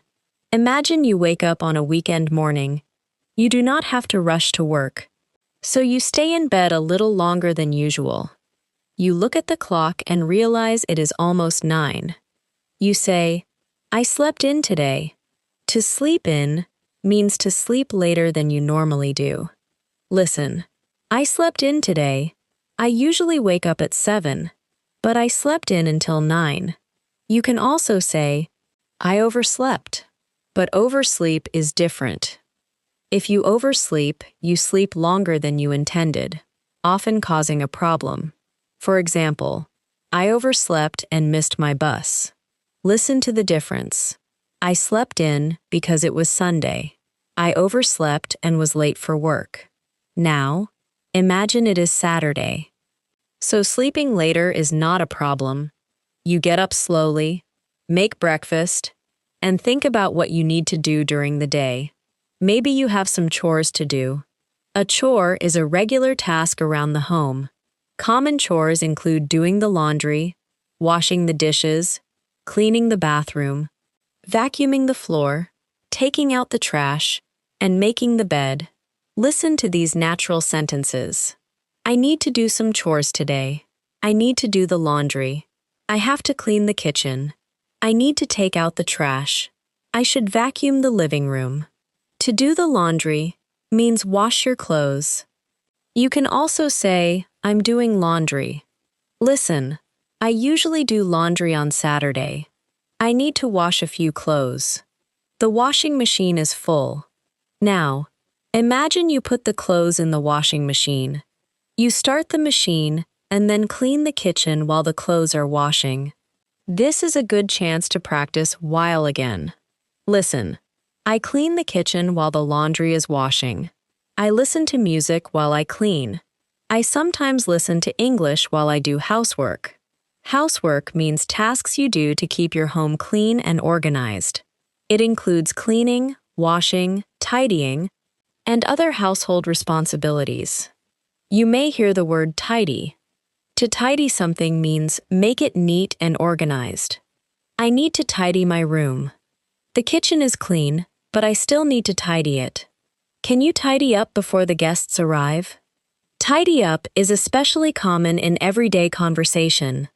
Listen, I need to tidy up a little. The apartment is a mess. Remember, a mess. We heard this expression earlier. If a room is messy, things are not organized. You may say, my bedroom is a mess. Your desk is a little messy. I need to clean this mess up. Now, imagine you are cleaning your bedroom. You find an old shirt that you never wear. You think, I should probably get rid of this. Get rid of means remove something you do not want or need anymore. Listen, I need to get rid of some old clothes. We should get rid of these boxes. I finally got rid of my old chair. Maybe the shirt is still in good condition, so you decide to donate it. Donate means give something to an organization or person without asking for money. I'm going to donate these clothes. We donated some old books. Now, continue with the housework. You make the bed, fold your clean clothes, and put them away. Fold means bend clothes neatly so they can be stored. Put away means place something where it belongs. Listen, I fold the clothes and put them away. Put your shoes away. I need to put these dishes away. Put away is a very useful phrasal verb in daily English. Children may hear, please put your toys away. At home, you may say, I'll put the groceries away. Now, imagine you finish your chores around noon. You look around and say, that's much better. Maybe the house feels cleaner and more comfortable. You decide to make lunch, but then someone in your family calls. They say, are you busy? You answer, not really. What's up? They say, can you come over this afternoon? Come over means visit someone at their home. Listen, do you want to come over later? My sister is coming over for dinner. Some friends came over last night. You might answer, sure. What time? They say, any time after 3. You reply, okay. I'll come over around 4. Now, compare come over and go over. If you are talking from the perspective of the person receiving the visitor, you often say, come over. If you are describing your own movement to another person's home, you may say go over. My friend is coming over. I'm going over to my friend's house. Now, imagine you are going to visit your family. Before leaving, you decide to bring something. You call and ask, do you need me to bring anything? This is a very polite and useful question. The other person might say, could you pick up some bread on the way? You answer, sure, no problem. Notice on the way again. I'll pick it up on the way. I'll stop at the store on the way there. Can you call me on your way home? Now, imagine you stop at a bakery. You want to buy bread. But there are several kinds. The worker asks, can I help you? You say, yes, I'm looking for something fresh for dinner. I'm looking for is useful in many stores. I'm looking for a black jacket. I'm looking for a birthday gift.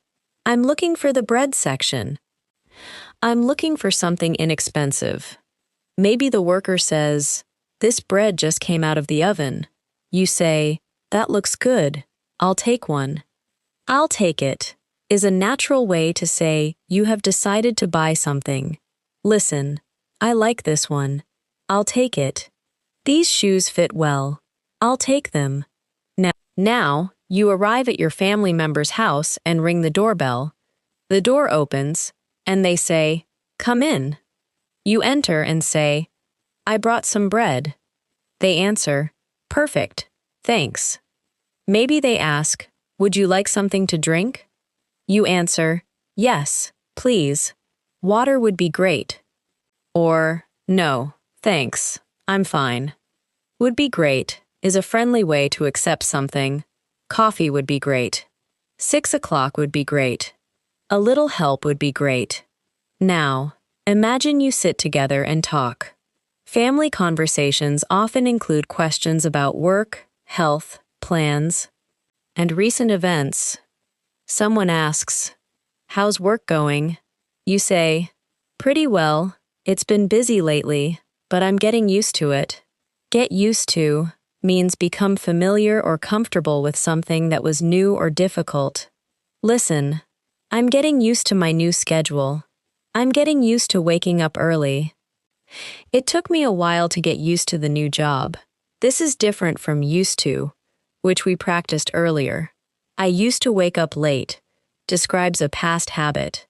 I'm getting used to waking up early, means waking up early is becoming normal for you. Listen to the difference. I used to work from home. Now I'm getting used to working in an office. Now maybe someone asks about your plans. Are you doing anything next weekend? You can say, I'm thinking about visiting some friends. The phrase thinking about means considering something. Listen, I'm thinking about taking a short trip. I'm thinking about buying a new phone. I'm thinking about joining a gym. You have not decided yet. You are simply considering the idea. If you are more certain, you can say, I'm planning to visit my parents. I'm planning to take a few days off. We're planning to move next year. Now, compare that with a firm arrangement. I'm meeting my friend at 6. I'm flying to Chicago on Friday. We're having dinner with my family tomorrow. These sentences often describe plans that are already arranged. Now, imagine someone asks, what are you doing tomorrow? You answer, I'm meeting a friend for lunch. This sounds more definite than, I'm thinking about meeting a friend. Now, let's practice a short family conversation. Do you have any plans for next weekend? I'm thinking about going out of town. Really? Where are you thinking of going? Maybe somewhere near the mountains. That sounds nice. Are you going alone? No. A couple of friends might come with me. Have you booked anything yet? Not yet. We're still deciding. Notice the word book. To book means reserve something in advance. You can book a hotel room, a flight, A table at a restaurant or an appointment. Listen, I need to book a hotel. We booked a table for 7. Have you booked your flight yet? Now, imagine planning a short trip. There are many useful expressions you can use. How long are we staying? Where should we stay? How are we getting there? How much will it cost? What should we bring? Maybe you decide to travel by car. You say, it's only a 2-hour drive. This means the journey by car takes about 2 hours. You could also say, it takes 2 hours to get there. Listen, how long does it take to get there? It takes about 2 hours. This pattern is extremely useful. How long does it take to get to work? It takes 30 minutes. How long does it take to cook? About 45 minutes. How long did the journey take? Around 3 hours. Now, imagine someone says, the hotel is a little expensive. You reply, maybe we can find something cheaper. Cheaper is the comparative form of cheap. We use comparative words to compare two things. Listen, this hotel is cheaper than that one. The train is faster than the bus. My new apartment is bigger than my old one. Today is warmer than yesterday. Maybe you want the best option, not only a cheaper one. You say, let's compare a few places before we decide. To compare means look at 2 or more things to see their similarities and differences. I compared the prices. Let's compare these 2 phones. It's useful to compare several options. Now, maybe your friend says, this hotel has better reviews. Review here means an opinion written by someone who used a product or service. The restaurant has good reviews. I read a few reviews before booking. You finally choose a hotel. Someone says, should we book it now? You answer, yes, before the price goes up. Go up can mean increase. Prices go up, temperatures go up, costs go up. The opposite is go down. Listen, prices have gone up, the temperature is going down. Gas prices went down last month. Now, imagine the weekend trip arrives. Before leaving, you pack a small bag. Pack means put things into a bag or suitcase for a trip. Listen, I need to pack tonight. I haven't packed yet. Don't forget to pack a jacket. Don't forget to is a useful reminder. Don't forget to bring your phone charger. Don't forget to lock the door. Don't forget to call me. You may also say, remember to take your keys. Remember to send the email. Now, imagine you are about to leave and someone asks, are you ready? You answer, almost. I just need to grab my jacket. Maybe you are traveling with a friend who is always late. You say, we should leave now if we want to avoid traffic. Avoid means stay away from something or prevent it from happening. I try to avoid rush hour. We left early to avoid traffic. I avoid drinking coffee late at night. Now, you begin the journey. A road trip gives you many useful phrases. How much longer? Do we need gas? Should we stop somewhere? I need to stretch my legs. To stretch your legs means stand up and move after sitting for a long time. Listen, we've been driving for 2 hours. Let's stop and stretch our legs. Maybe you stop at a gas station. In American English, you usually say gas station. You might say, we need to get gas, or the tank is almost empty. You also decide to buy water and snacks. Snack means a small amount of food eaten between meals. I'm going to grab a snack. Do you want anything from the store? This is another useful question. If you are going into a store and someone stays in the car, you can ask, do you want anything? They might say, can you get me a bottle of water? You answer, sure. Now, imagine you arrive at your destination. You check into the hotel. At the front desk, you say, hi, I have a reservation. A reservation is an arrangement made in advance. The receptionist might ask, What name is the reservation under? This means which name was used when you booked. You answer, it's under Emma Wilson. They check the system and say, yes, I have it right here. You may be asked for identification. Could I see your ID, please? You hand it over and say, sure, here you go. The receptionist may explain breakfast times, Wi-Fi, checkout, and other information. They might say, breakfast is served from 7 to 10. Checkout is at 11.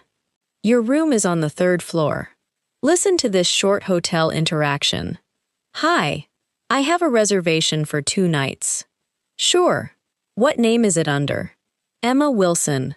Yes. I found it. Could I see your ID, please? Of course. Here you go. Thank you. Your room is on the 3rd floor. Breakfast is from 7 until 10. Great. Thank you very much. Now, imagine you enter your hotel room, but something is wrong. Maybe the air conditioner does not work. You call the front desk and say, hi, I'm in room 3312, and the air conditioner doesn't seem to be working.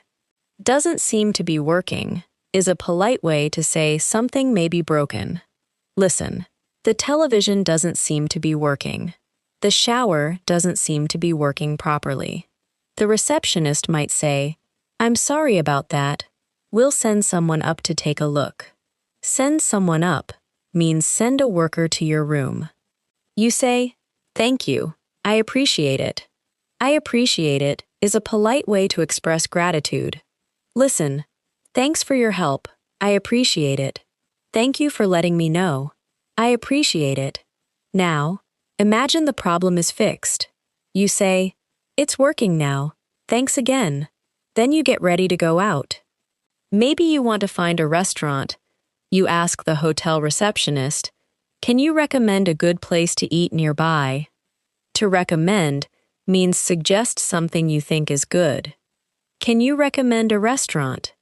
Can you recommend a good movie? My friend recommended this cafe. The receptionist says, there's a great Italian place about 5 minutes from here. You ask, do we need a reservation? They say, it's usually busy, so I'd recommend booking a table. Notice I'd recommend. This is a natural way to give advice. I'd recommend going early. I'd recommend taking the train. I'd recommend trying the soup. Now, you go to the restaurant. Someone at the entrance asks, do you have a reservation? You say, yes. It's under Wilson. They take you to your table. A server gives you the menu and asks, can I get you something to drink? You order water and take a few minutes to look at the menu. Maybe you do not understand an item. You can ask, what comes with this? This means what side dishes or extra items are included. Listen, what comes with the chicken? It comes with rice and vegetables. You can also ask, what do you recommend? The server might say, the grilled salmon is very popular. Popular means liked by many people. This is one of our most popular dishes. Now, imagine you have a preference. You ask, could I have the sauce on the side? On the side means served separately, not directly on the food. You may also say, could I have the dressing on the side? If you want something removed, say, could I get that without onions? If you want an extra item, say, could I get extra vegetables? Now, listen to a short restaurant exchange. Are you ready to order? Yes. I'll have the grilled chicken, please. Would you like rice or potatoes with that? Rice, please. And what would you like to drink? Just water, thanks. Anything else? No, that's all. That's all means you do not want anything more. This phrase is useful in many situations. Anything else? No, that's all, thanks. Now, suppose the food arrives and it is delicious. You say, this is really good. Your friend says, mine is great too. After eating, the server asks, would you like to see the dessert menu? You might say, "No, thanks. I'm full." "I'm full" means you have eaten enough and do not want more food.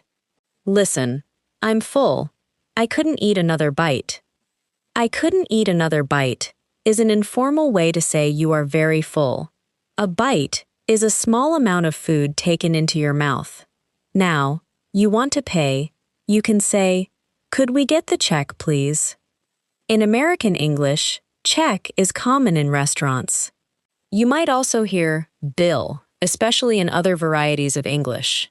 Maybe you are eating with a friend and want to divide the cost. You ask, "Should we split the check?"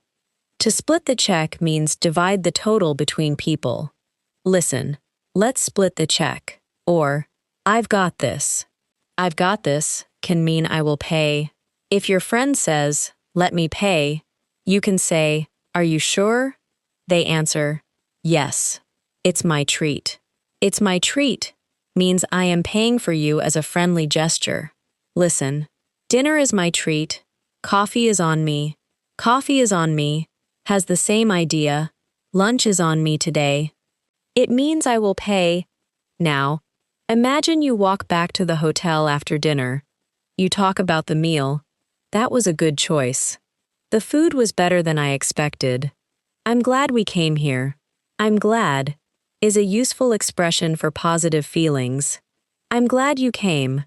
I'm glad we booked this hotel. I'm glad everything worked out. Work out can mean end successfully. Listen, everything worked out in the end. I was worried about the trip, but everything worked out.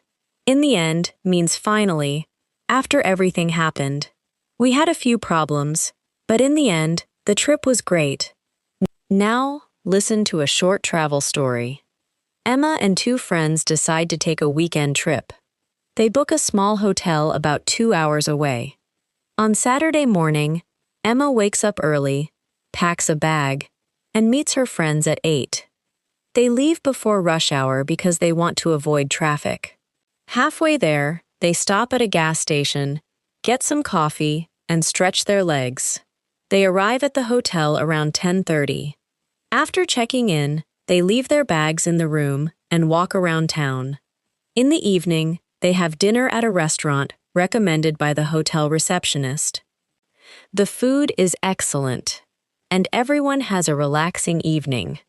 Now, think about the details. How many friends travel with Emma? 2. How far away is the hotel? About 2 hours. Why do they leave early? To avoid traffic. Where do they stop halfway? At a gas station. What do they do after checking in? They leave their bags and walk around town. Who recommends the restaurant? The hotel receptionist. Listen again. Emma and two friends decide to take a weekend trip. They book a small hotel about 2 hours away. On Saturday morning, Emma wakes up early, packs a bag, and meets her friends at 8. They leave before rush hour because they want to avoid traffic. Halfway there, they stop at a gas station, get some coffee, and stretch their legs. They arrive at the hotel around 10:30. After checking in, they leave their bags in the room and walk around town. In the evening, they have dinner at a restaurant recommended by the hotel receptionist. The food is excellent, and everyone has a relaxing evening. Now, let's move gently into another important area, talking about money and everyday expenses. You do not need complicated financial vocabulary to handle many common situations. You may say, "How much is it? That's too expensive. Do you have anything cheaper? Can I pay by card? Do you take cash? Can I get a receipt?" A receipt is the paper or digital record showing what you bought and how much you paid. Listen, can I get a receipt, please? Keep the receipt in case you need to return it. In case means because something may happen. Take an umbrella in case it rains. Bring your charger in case your battery gets low. Keep the receipt in case you need it. Now, imagine you are trying to save money. You can say, "I'm trying to spend less." I'm trying to save some money. I've been eating at home more often. To save money means keep money rather than spend it. Spend means use money to buy something. Listen, I'm trying to save money, so I'm spending less on restaurants. Maybe you see something you want but do not really need. You ask yourself, do I really need this? This is a simple but useful question. You might say, I'll wait and think about it. Maybe later you decide not to buy it. I decided against it. This means you considered doing something but chose not to. Listen, I was going to buy a new phone, but I decided against it. Now, imagine you need cash. You go to an ATM. ATM is commonly used for a machine where you can withdraw money. Withdraw means take money out of your bank account. The opposite is deposit, which means put money into your account. Listen, I need to withdraw some cash. I deposited the money yesterday. Now, imagine a card payment is declined. Declined means the payment was not accepted. You might hear, I'm sorry, your card was declined. You can say, that's strange. Let me try another card. The word strange means unusual or unexpected. That's strange. It worked earlier. Now, another useful phrase is, I can afford it. To afford something means have enough money to pay for it without causing a serious problem. I can't afford a new car right now. This apartment is too expensive for me. I can't afford it. Now, let's move into everyday language for weather, because weather is one of the easiest topics for small talk. Listen, it's sunny today. It's cloudy. It's raining. It's windy. It's cold outside. It's really hot today. It looks like rain. It looks like rain means the weather suggests rain may begin soon. You can also say, it looks like it's going to rain. Maybe someone says, nice weather today, isn't it? This is a common small talk question.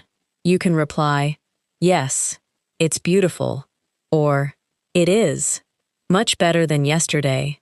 If the weather is bad, someone might say, terrible weather today.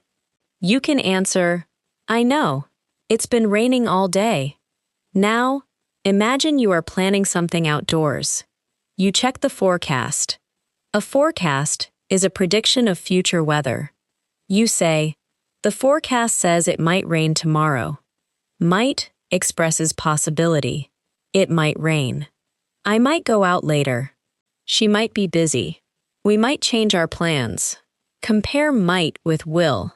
It will rain sounds much more certain. It might rain means rain is possible. Now, someone asks, are we still going to the park tomorrow?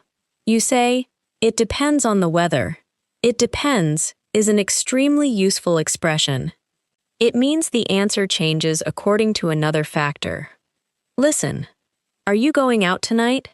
It depends. Are you taking the bus? It depends on the weather. Is English difficult? It depends on what you're practicing. You can say, it depends on, followed by the important condition, it depends on the price. It depends on how much time we have. It depends on what you want. Now, imagine the next day is sunny. You decide to go to the park. You might say, the weather turned out better than expected. Turn out can mean develop or end in a particular way. The weather turned out great. The event turned out well. The movie turned out to be better than I expected. Now, let's review naturally through a short series of connected sentences. Listen without trying to memorize. I slept in this morning. I need to do some chores. I'm doing the laundry. I need to tidy up. I'm going to get rid of some old clothes. I'll fold these and put them away. Do you want to come over later? Sure. What time? Do you need me to bring anything? I'll pick up some bread on the way.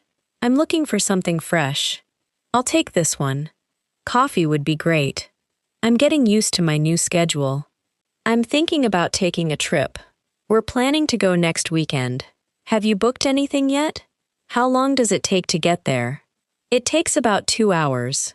Let's compare a few options. Don't forget to pack your charger. We should leave early to avoid traffic. Let's stop and stretch our legs. I have a reservation. What name is it under? The air conditioner doesn't seem to be working. Thanks for your help. I appreciate it. Can you recommend a restaurant? What do you recommend? Could I have the sauce on the side? I'm full. Could we get the check, please? Let's split the check. No. It's my treat. I'm glad everything worked out. How much is it? Can I get a receipt? I'm trying to save money. I can't afford that right now. It looks like rain. It depends on the weather. The day turned out better than expected. Now, listen again, slowly and calmly. I slept in this morning. I need to tidy up. Do you want to come over? I'll pick up some bread on the way. I'm getting used to it. I'm thinking about taking a trip. Have you booked anything yet? How long does it take?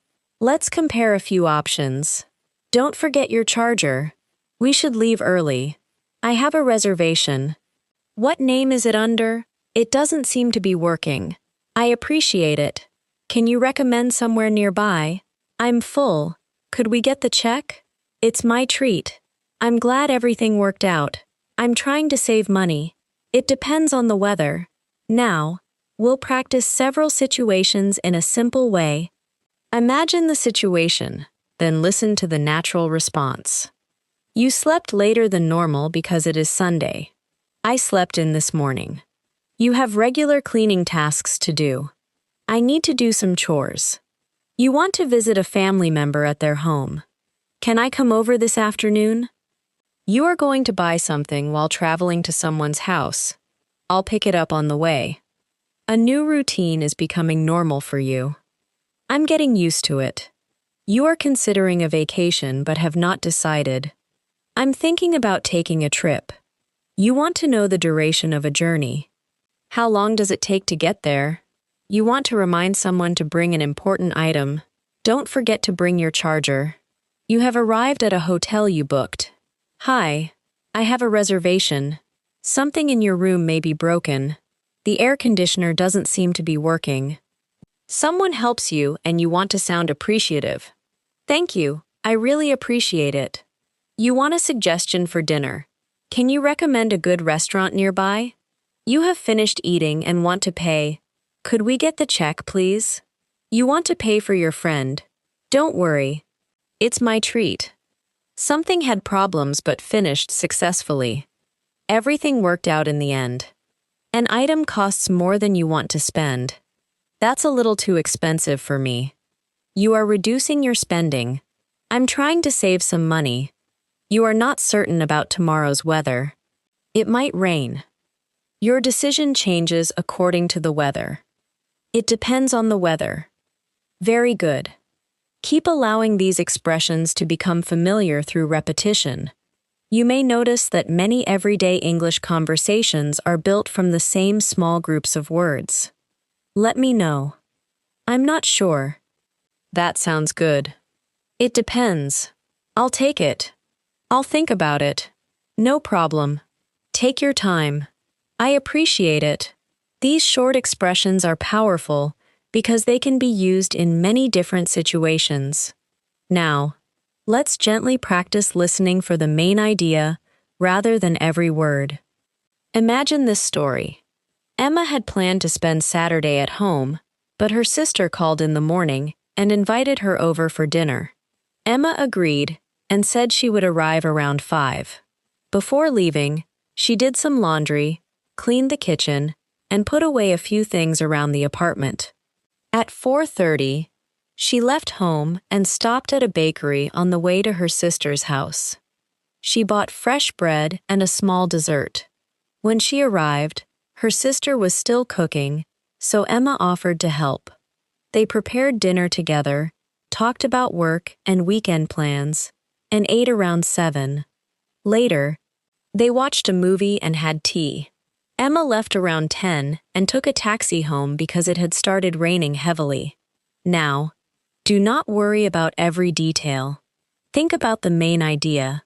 Emma planned to stay home, but instead she visited her sister. Before going, she did chores and bought something to bring. She helped with dinner, spent the evening there, and took a taxi home because of the rain. Now, answer a few details silently. Who invited Emma to dinner? Her sister. What did Emma do before leaving home? She did laundry, cleaned the kitchen, and put some things away. Where did she stop on the way? At a bakery? What did she buy? Fresh bread and a dessert? Why did she take a taxi home? Because it was raining heavily. Listen once more. Emma had planned to spend Saturday at home, but her sister called in the morning and invited her over for dinner. Emma agreed and said she would arrive around 5. Before leaving, she did some laundry, cleaned the kitchen, and put away a few things around the apartment. At 4:30, she left home and stopped at a bakery on the way to her sister's house. She bought fresh bread and a small dessert. When she arrived, her sister was still cooking, so Emma offered to help. They prepared dinner together, talked about work and weekend plans, and ate around 7. Later, they watched a movie and had tea. Emma left around 10 and took a taxi home because it had started raining heavily.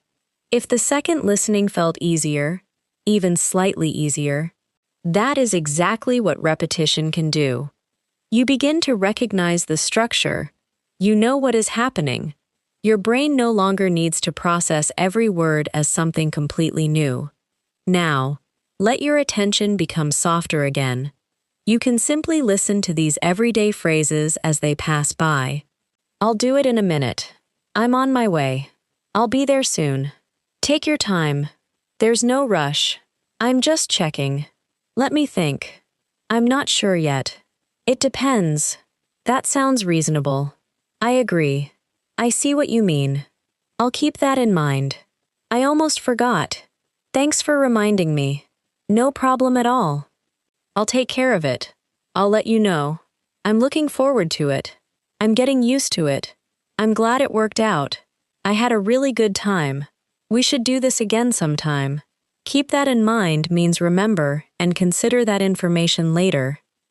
Listen, the store closes early, so keep that in mind. Traffic can be bad at 5, so keep that in mind.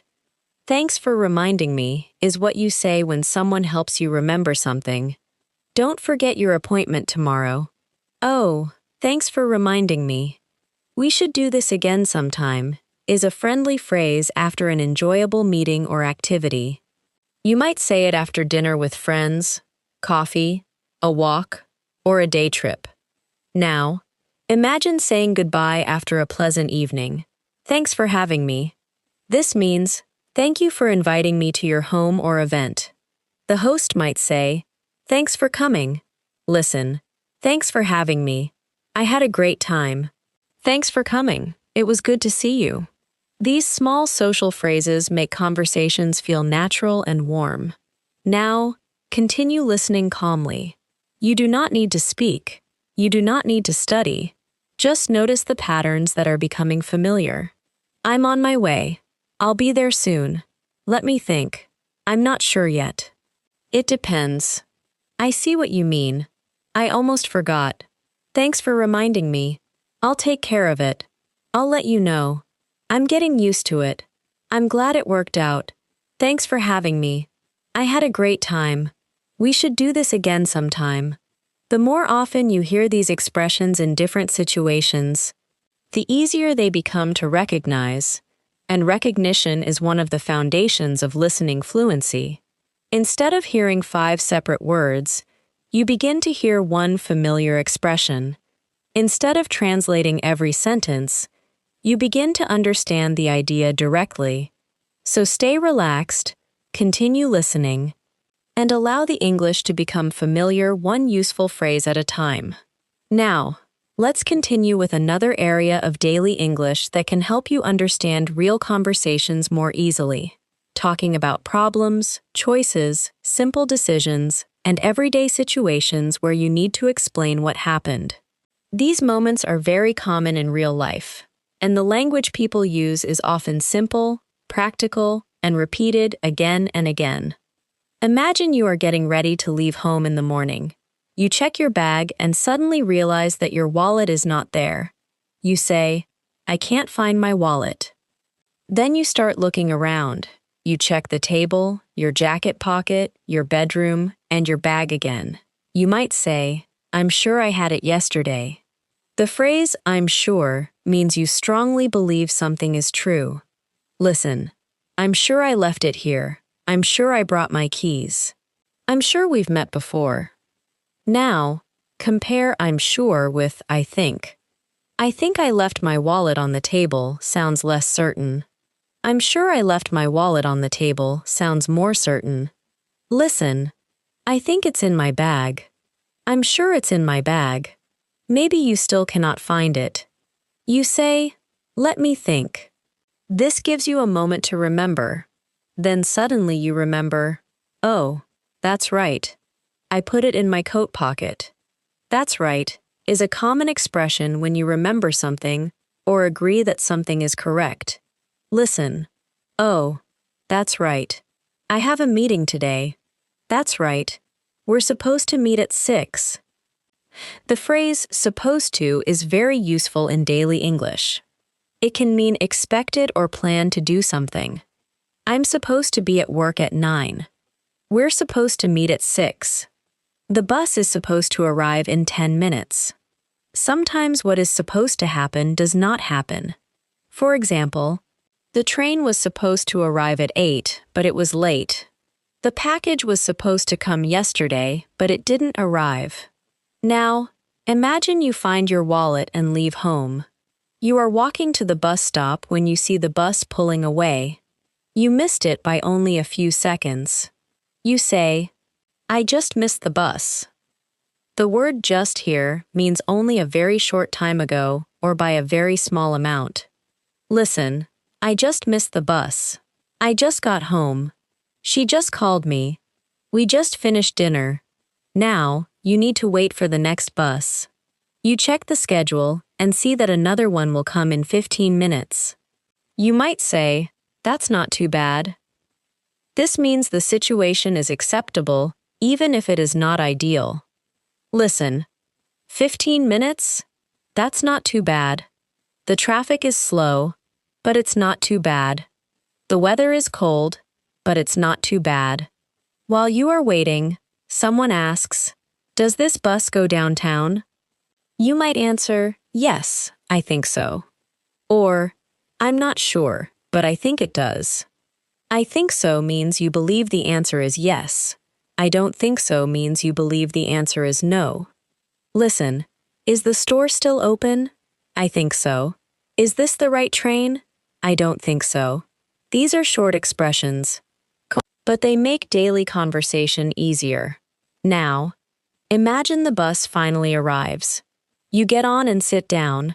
A few stops later, you notice traffic is moving very slowly.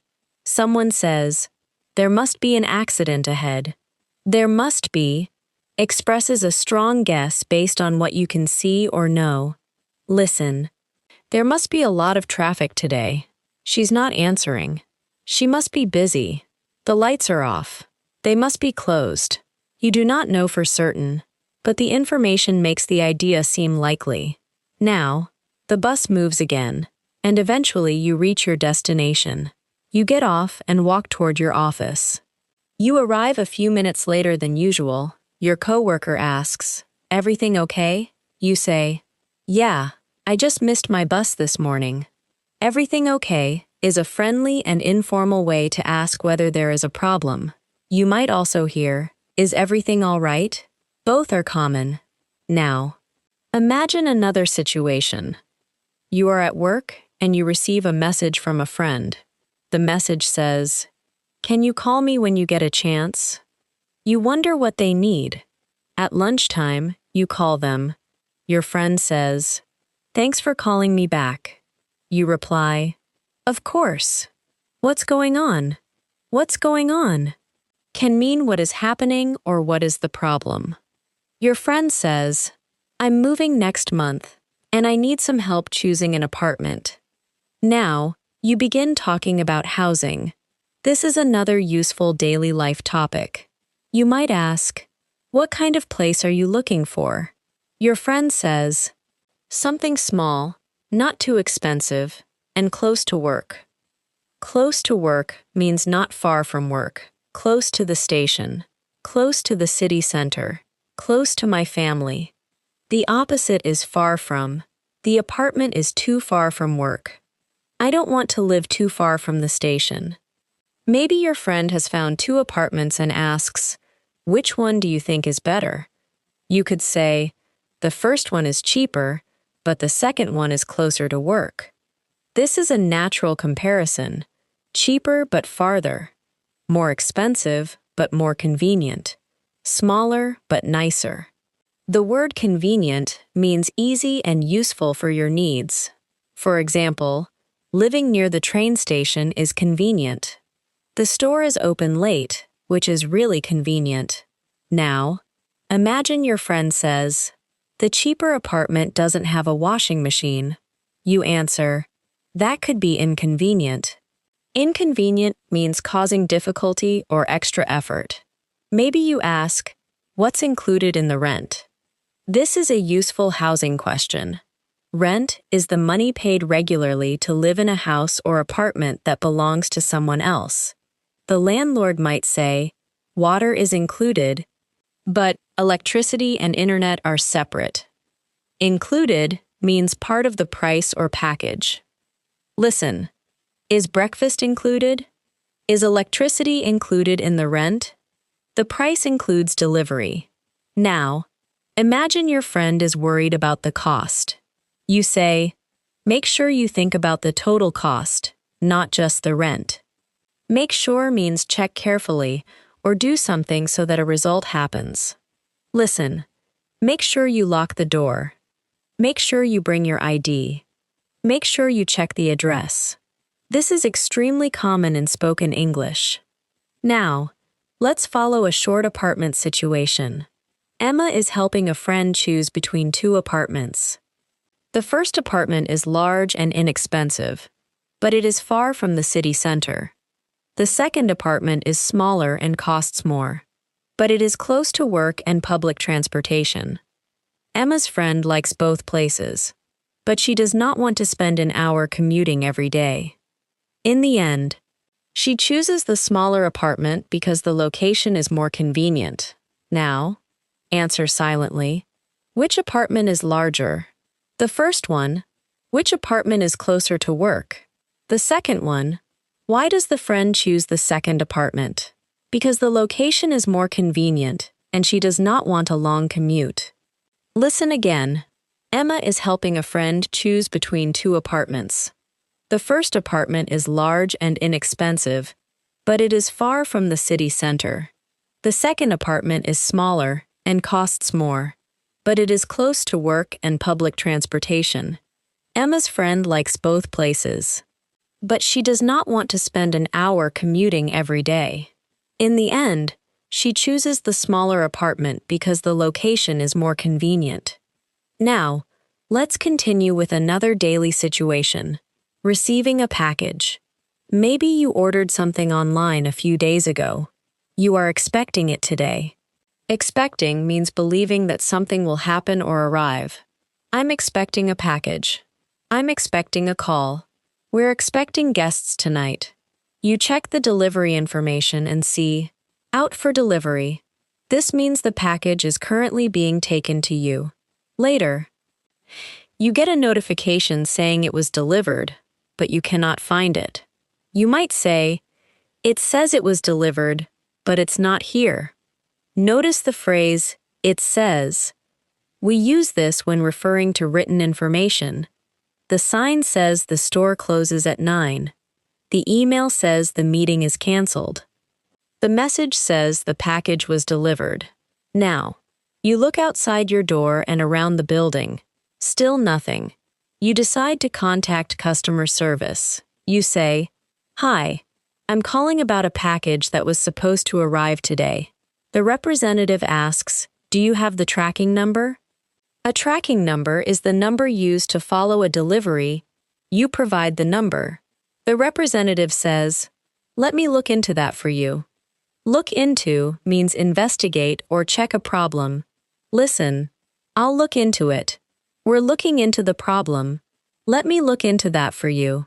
This is a very useful professional expression. After checking, they say, "It looks like the package was delivered to the wrong address." You reply, "I see. What should I do now?" They may say, "We can send a replacement." A replacement is a new item sent instead of the lost or damaged one. You say, "Okay, that would be helpful." That would be helpful is a polite way to accept assistance. Now, imagine a different shopping problem. You bought headphones yesterday, but when you open the box, one side does not work. You decide to return them. At the store, you say, "Hi, I bought these yesterday, but they don't seem to be working properly." The employee might ask, "Do you have the receipt?" You answer, "Yes, here it is." They may ask, "Would you like a refund or an exchange?" A refund means getting your money back. An exchange means replacing the item with another item. Listen, "I'd like a refund, please. I'd like to exchange this for another one. Maybe you want the same product again." You say, "I'd like to exchange it for the same model." Maybe you no longer want it. You say, "I'd prefer a refund." Now, listen to a short return conversation. "Hi, how can I help you?" "I bought these headphones yesterday, but they aren't working properly." "I'm sorry about that. Do you have the receipt?" "Yes, here you go." "Would you like an exchange or a refund?" "I'd like a refund, please." "No problem. I can take care of that for you." Notice again, "I can take care of that for you." This means the employee will handle the process. Now, let's move into language for appointments. You may need appointments for a doctor, dentist, haircut, repair service, bank meeting, or many other things. Imagine you call a dental office. You say, "Hi, I'd like to make an appointment." The receptionist asks, "What day works best for you?" You might say, "Do you have anything available Thursday afternoon?" Anything available means any open appointment time. They say, "We have an opening at 3:30. An opening means an available time. You answer, 3:30 works for me. Maybe later you discover you cannot attend. You call and say, "I need to reschedule my appointment." They ask, "What day would work better?" You choose another time. You might also need to cancel. "I'm sorry, but I need to cancel my appointment for tomorrow." Now imagine going to a doctor for a simple checkup. Checkup means a routine medical examination. The doctor asks, "How have you been feeling?" You say, "Pretty good overall." Overall means considering everything. You might say, "I've been feeling tired lately," or "I've had trouble sleeping." Have trouble doing something means find something difficult. I have trouble sleeping. I have trouble understanding fast English. She has trouble remembering names. Now, imagine the doctor asks about your routine. How many hours do you usually sleep? You say, "Around 6 or 7. Do you exercise regularly?" "Not as much as I should." This phrase, "not as much as I should," is very natural. It means you believe you should do more. Listen, do you drink enough water? Probably not as much as I should. Do you practice English every day? Not as much as I should. Now, we can use another pattern. More than I used to. I exercise more than I used to. I cook at home more than I used to. I understand English better than I used to. These comparisons are useful for talking about change and progress. Now, imagine you leave the appointment and decide to make one small improvement to your routine. You say, "I'm going to try to go to bed earlier." Try to means make an effort. I'm trying to eat healthier. I'm trying to exercise more. I'm trying to spend less time on my phone. Maybe you decide to take a walk after dinner.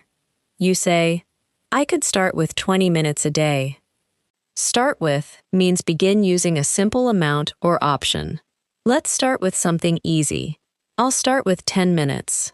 You can start with basic sentences. Now, let's bring this back to learning English. Maybe your goal is to become better at listening. You do not have to study for hours every day.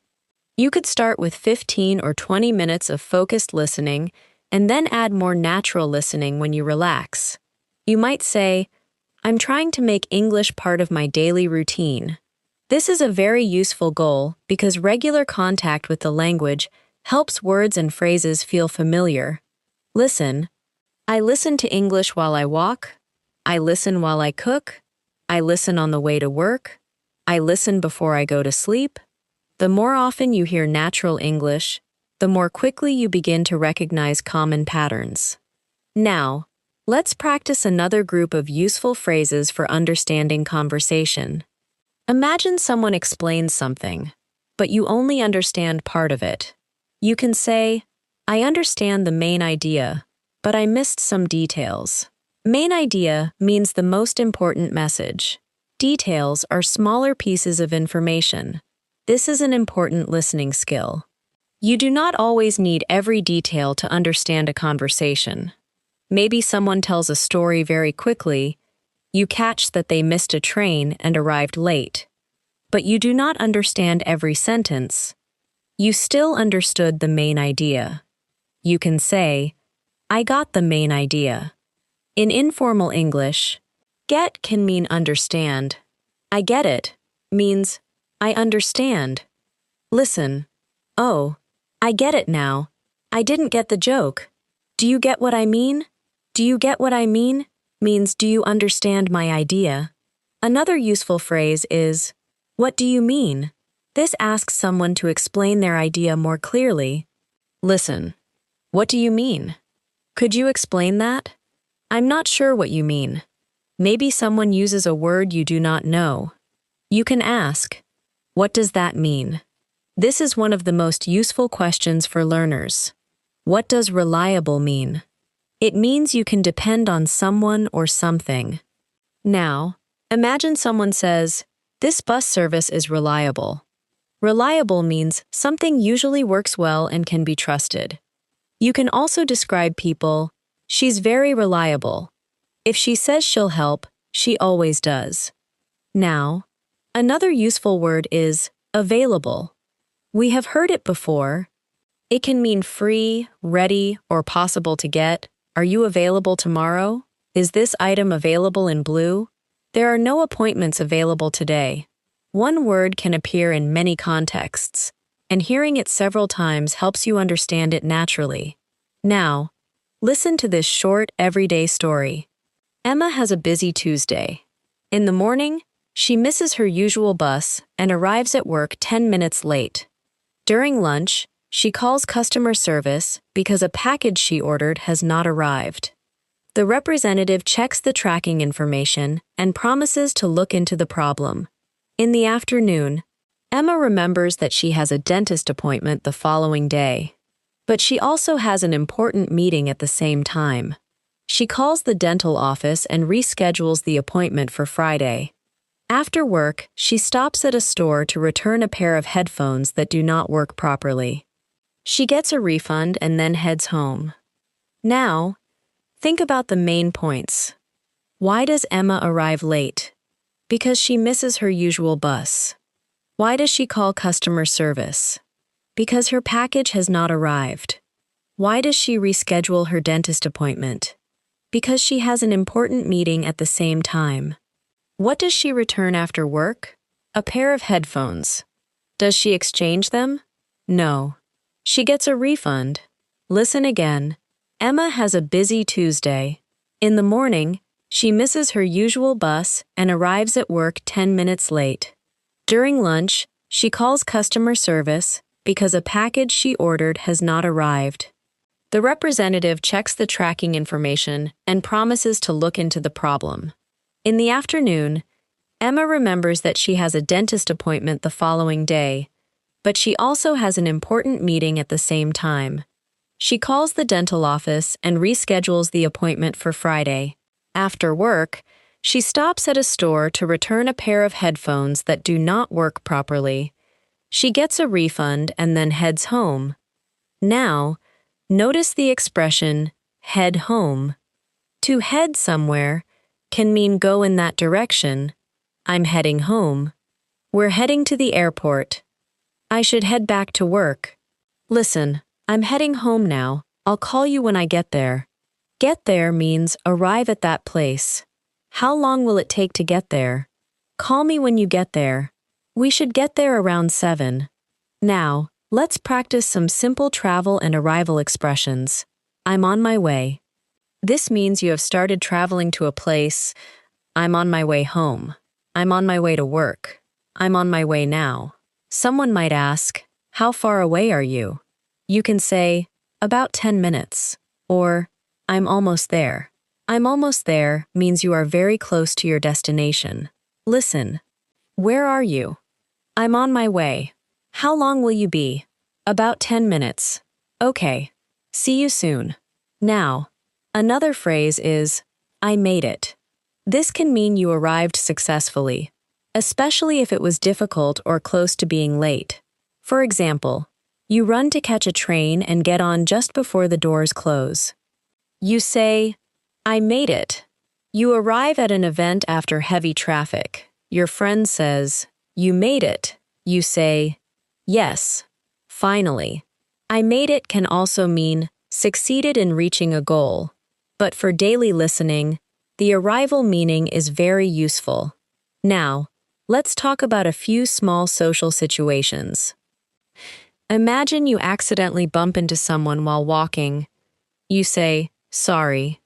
They might answer, no problem, or that's okay. If someone steps in front of you, they may say, excuse me. Excuse me is useful for getting attention, moving past someone, or asking a polite question. Listen.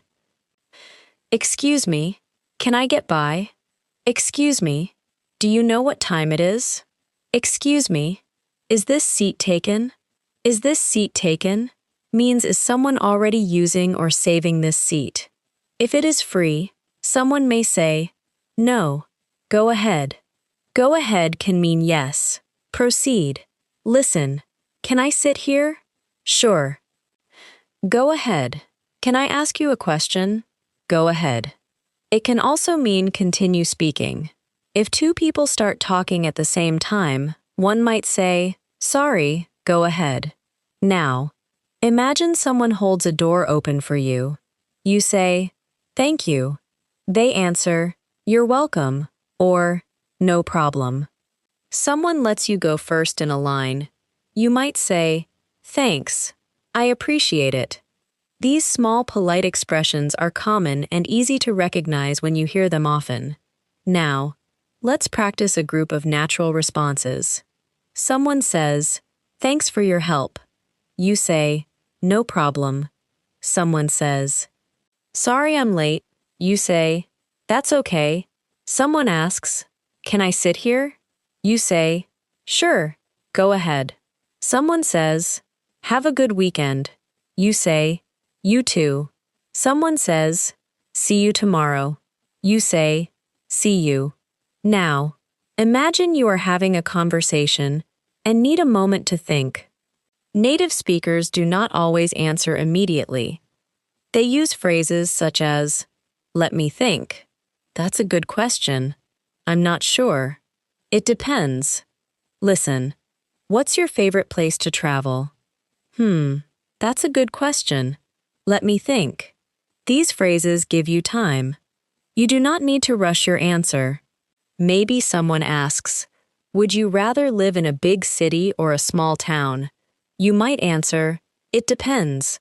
I like the convenience of a city, but I also like quiet places. Would you rather? Asks about preference between choices. Listen. Would you rather stay home or go out? I'd rather stay home. Would you rather drive or take the train? I'd rather take the train. Now. Another useful structure is, it depends on the weather. It depends on how tired I am. It depends on the price. These simple structures allow you to answer many questions naturally. Now, imagine someone asks, "Do you like cooking?" You do not want to say simply yes or no. You can say, "Sometimes.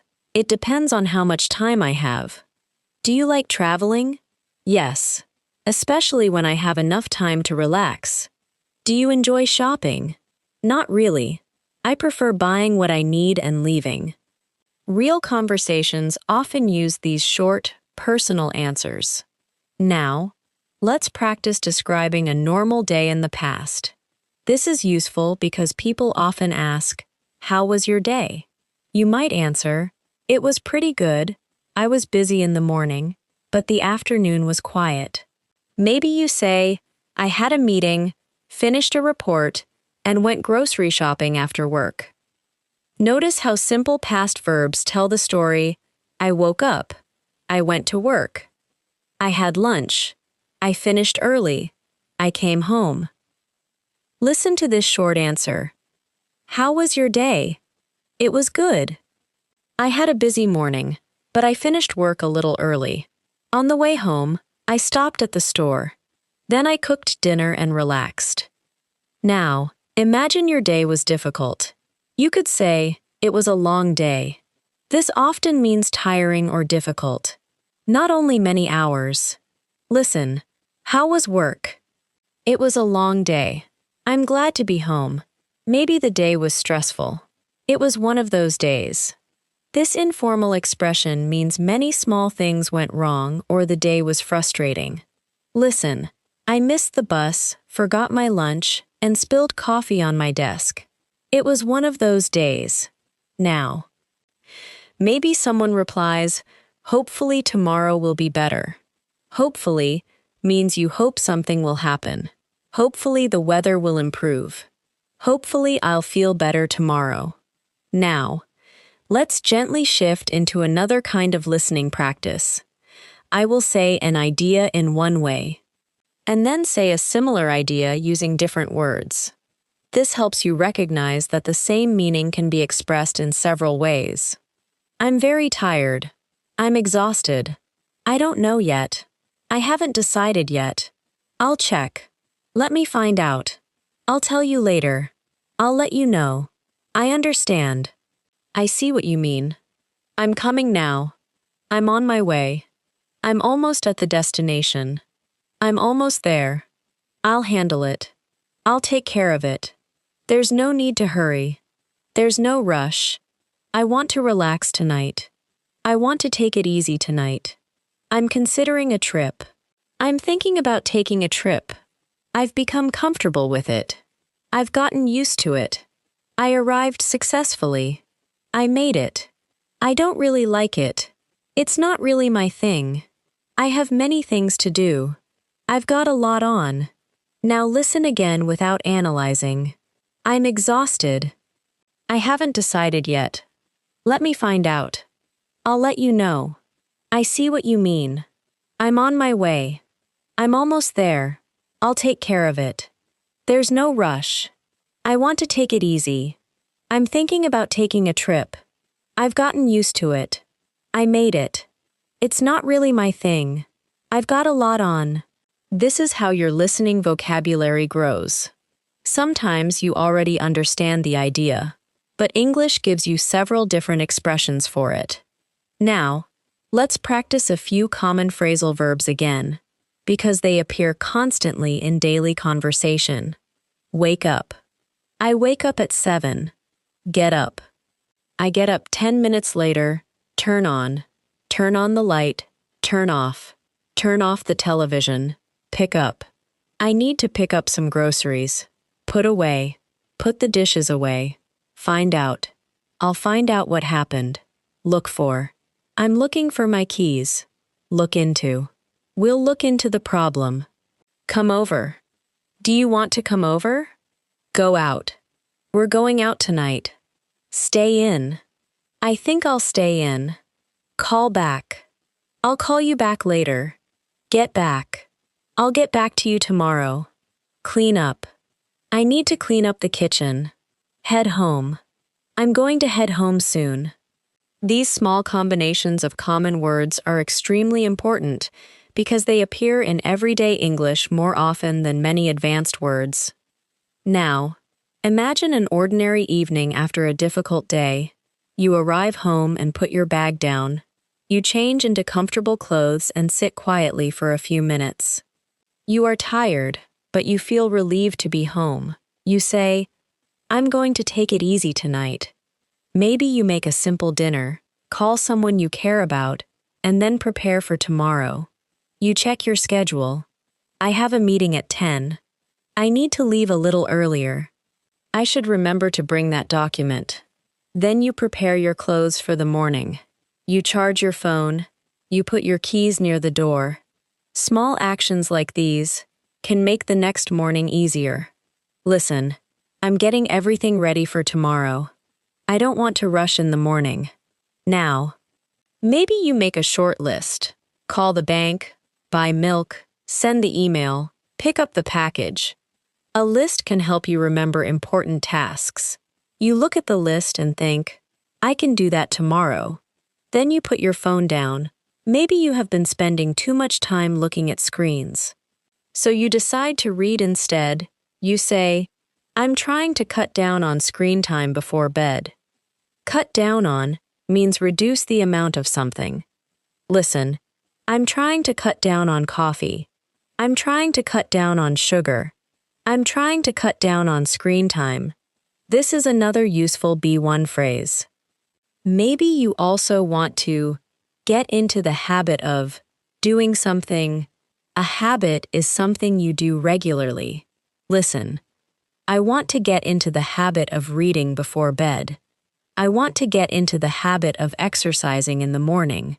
I'm trying to get into the habit of practicing English every day. The opposite idea is break a habit. I'm trying to break the habit of checking my phone late at night. Now, think about English listening as a habit. You do not have to understand everything each time. What matters is that you continue giving your mind regular contact with natural English. You may hear a phrase today and forget it tomorrow. Then you hear it again next week, and it feels familiar. Later, you hear it in a real conversation and understand it immediately. That is progress. Now, listen to these calm sentences about learning and improvement. I'm improving little by little. I understand more than before. Some sentences are still difficult. That's okay. I don't need to understand every word. I can focus on the main idea. I can listen again. Repetition helps me. Common phrases are becoming easier to recognize. I'm becoming more comfortable with natural English. I'm building my listening skills every day. Little by little means gradually. Listen. My English is improving little by little. I'm becoming more confident little by little. You may also say, step by step. I'm learning step by step. Both expressions remind us that improvement is gradual. Now, let's listen to one longer daily life story. Do not try to remember every word. Follow the events and the general meaning. Emma wakes up on Wednesday morning and immediately notices that she overslept. Her alarm did not ring because her phone battery died during the night. She gets ready quickly, skips her usual coffee, and leaves the house. When she reaches the bus stop, she sees her bus pulling away and realizes she has just missed it. The next bus is 15 minutes later, so Emma sends a message to work explaining that she may be a few minutes late. Fortunately, traffic is light, and she arrives only 5 minutes after her usual time. Her morning becomes busy almost immediately. She has 2 meetings and several emails to answer. Around noon, she receives a message saying that a package was delivered to her apartment, but when she checks the delivery photo, she realizes it was left at the wrong door. She contacts customer service during her lunch break, and they agree to look into it. In the afternoon, One of her meetings ends earlier than expected, so she finally has time to finish a report that has been taking longer than planned. Before leaving work, she calls her dentist and reschedules an appointment because it conflicts with another meeting. On the way home, she stops at a store to return a small electronic item that stopped working after only 2 days. The store gives her a refund without any problem. By the time Emma gets home, she is exhausted. She makes a simple dinner, puts her phone on charge, and decides to take it easy for the rest of the evening. Before bed, she gets everything ready for the next morning and checks that her alarm is set correctly. She smiles and thinks, "Tomorrow should be easier." Now, think about the main idea. Emma has a busy day with several small problems, but she handles them one by one.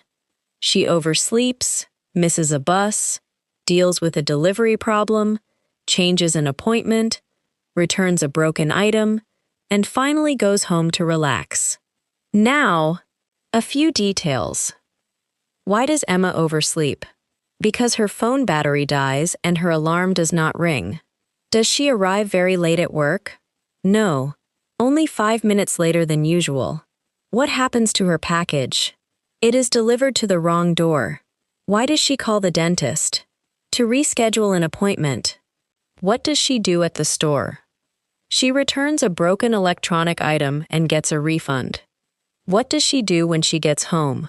She makes dinner, charges her phone, relaxes, and prepares for the next morning. Listen to the story once more and notice how much easier some of the language may sound now. Emma wakes up on Wednesday morning and immediately notices that she overslept. Her alarm did not ring because her phone battery died during the night. She gets ready quickly, skips her usual coffee, and leaves the house. When she reaches the bus stop, she sees her bus pulling away and realizes she has just missed it. The next bus is 15 minutes later, so Emma sends a message to work explaining that she may be a few minutes late. Fortunately, traffic is light, and she arrives only 5 minutes after her usual time. Her morning becomes busy almost immediately. She has 2 meetings and several emails to answer. Around noon, she receives a message saying that a package was delivered to her apartment. But when she checks the delivery photo, she realizes it was left at the wrong door. She contacts customer service during her lunch break, and they agree to look into it. In the afternoon, one of her meetings ends earlier than expected, so she finally has time to finish a report that has been taking longer than planned. Before leaving work, she calls her dentist and reschedules an appointment because it conflicts with another meeting. On the way home, she stops at a store to return a small electronic item that stopped working after only 2 days. The store gives her a refund without any problem. By the time Emma gets home, she is exhausted. She makes a simple dinner, puts her phone on charge, and decides to take it easy for the rest of the evening. Before bed, she gets everything ready for the next morning and checks that her alarm is set correctly. She smiles and thinks, "Tomorrow should be easier." Now, relax again and let the most useful expressions return one more time. "I can't find my wallet." Let me think. That's right. "I'm supposed to be there at 9. I just missed the bus." That's not too bad. "I think so." "I don't think so." "Everything okay? What's going on? What kind of place are you looking for?" "It's close to work. That's more convenient." "What's included in the rent?" "Make sure you check the details. I'm expecting a package." "It says it was delivered. Let me look into that for you." "I'd like a refund, please." "I'd like to make an appointment. Do you have anything available tomorrow?" "I need to reschedule. I've been feeling tired lately." "Not as much as I should. I'm trying to go to bed earlier." "I understand the main idea." "I missed some details." "I get it now." "What do you mean?" "What does that mean?" "I'm on my way. I'm almost there. I made it. Is this seat taken?" "Sure. Go ahead." "Let me think." "That's a good question. It depends." I'd rather stay home. It was a long day. Hopefully tomorrow will be better. Now, even more slowly. Let me think. That's right. I'm supposed to be there at 9. I just missed the bus. I think so. Everything okay? What's going on? Make sure you check. I'm expecting a package. Let me look into it. I'd like a refund. I need to reschedule. Not as much as I should. I understand the main idea. I get it now. What do you mean? I'm on my way. I'm almost there. I made it. Go ahead. It depends. I'd rather stay home. It was a long day. Hopefully tomorrow will be better. And now, without trying to study anything, simply listen to a few complete everyday thoughts. I have a lot to do tomorrow. But I'll take it one thing at a time. I need to leave early, so I'm going to get everything ready tonight. I've already charged my phone. I've put my keys by the door. I still need to pack my lunch, but I can do that in a few minutes. After that, I'm going to relax. I don't want to stay up too late. I've been tired lately, so I'm trying to get more sleep. Tomorrow may be busy, but that's okay. I'll do what I can, and I'll take care of the rest later. Notice the phrase, one thing at a time. It means focus on one task before worrying about the next one. Listen, I have a lot to do, so I'm taking it one thing at a time. Another useful phrase is, I'll do what I can. This means I will make the best effort possible, even if I cannot do everything. Listen, I'll do what I can. Don't worry. We'll do what we can. And the rest means everything remaining. I'll finish the rest tomorrow. You can eat the rest later. I've done most of the work. I'll take care of the rest in the morning. These are simple words, but they combine into natural expressions you may hear often. Now, stay relaxed and notice how much everyday language you have already heard. You have practiced morning routines. Transportation, work, meals, shopping, family, travel, hotels, restaurants, weather, phone calls, appointments, customer service, feelings, social plans, household chores, money, problems, and ordinary conversations. Many of the expressions have appeared more than once. That repetition is useful. Each time a phrase returns, your brain has another opportunity to recognize it more quickly. So continue listening without pressure. You do not need perfect concentration. You do not need perfect memory. Simply keep allowing the sounds and patterns of English to become familiar, little by little, step by step, one sentence at a time. Now, let's finish this long listening practice with one more gentle stretch of useful everyday English. This time, we will bring together many of the patterns you have already heard and use them in simple situations that could happen on almost any ordinary day. You do not need to concentrate on every word.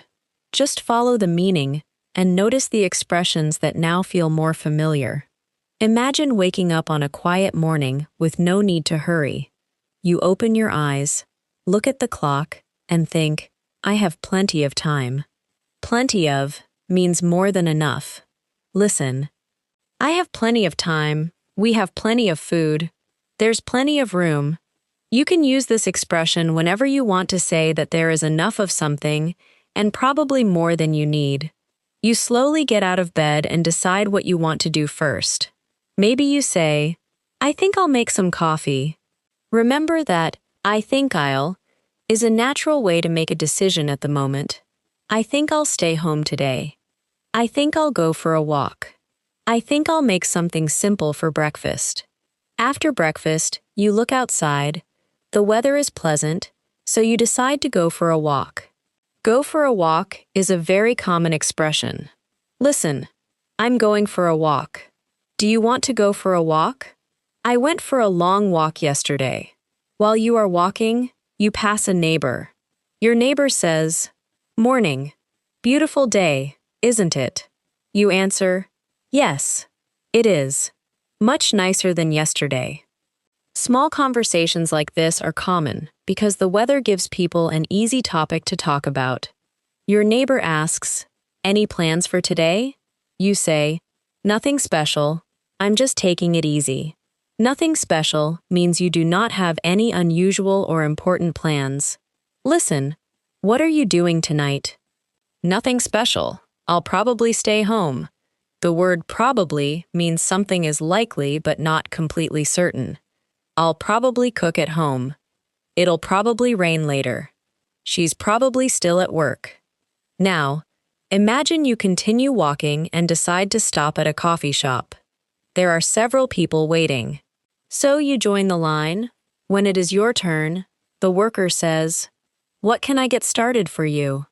This is another way of asking what you would like to order. You say, "Could I get a medium coffee, please?" The worker asks, "Would you like room for milk?" You say, "Yes, please." Then they ask, "Anything to eat?" You answer, "No, that's all, thanks." You pay and move to the side to wait. A few minutes later, you hear your name. You pick up your coffee and say, "Thanks." Then you find a quiet place to sit. Maybe someone is using the chair next to the table, so you ask, "Excuse me, is anyone sitting here?" They say, "No, go ahead." You sit down and enjoy your coffee. Notice how many useful expressions can appear in just a few minutes. What can I get for you? Could I get a coffee? Anything else? That's all. Is anyone sitting here? Go ahead. These are short, practical expressions that are worth recognizing immediately. Later, your phone rings. It is a friend you have not spoken to recently. You answer, "Hey, how's it going?" Your friend says, "Pretty good. I was just calling to see what you're up to." To see what you're up to means to find out what you are doing. You say, "Not much. I'm just having coffee." Your friend asks, "Do you feel like getting lunch later?" You answer, "Sure. What time were you thinking?" This is a natural way to ask what time they have in mind. Your friend says, "Maybe around 1?" You reply, "1 works for me." Now, imagine you meet at a small restaurant. Your friend arrives first and sends you a message, "I'm already here. I got us a table." You answer, "Great. I'm about 5 minutes away." When you arrive, your friend says, "You made it." You answer, "Yeah. Traffic was a little slow, but not too bad." You sit down and start catching up. Your friend says, "So, how have things been?" You say, "Pretty good overall. Work has been busy, but everything else is going well." Then you ask, "How about you?"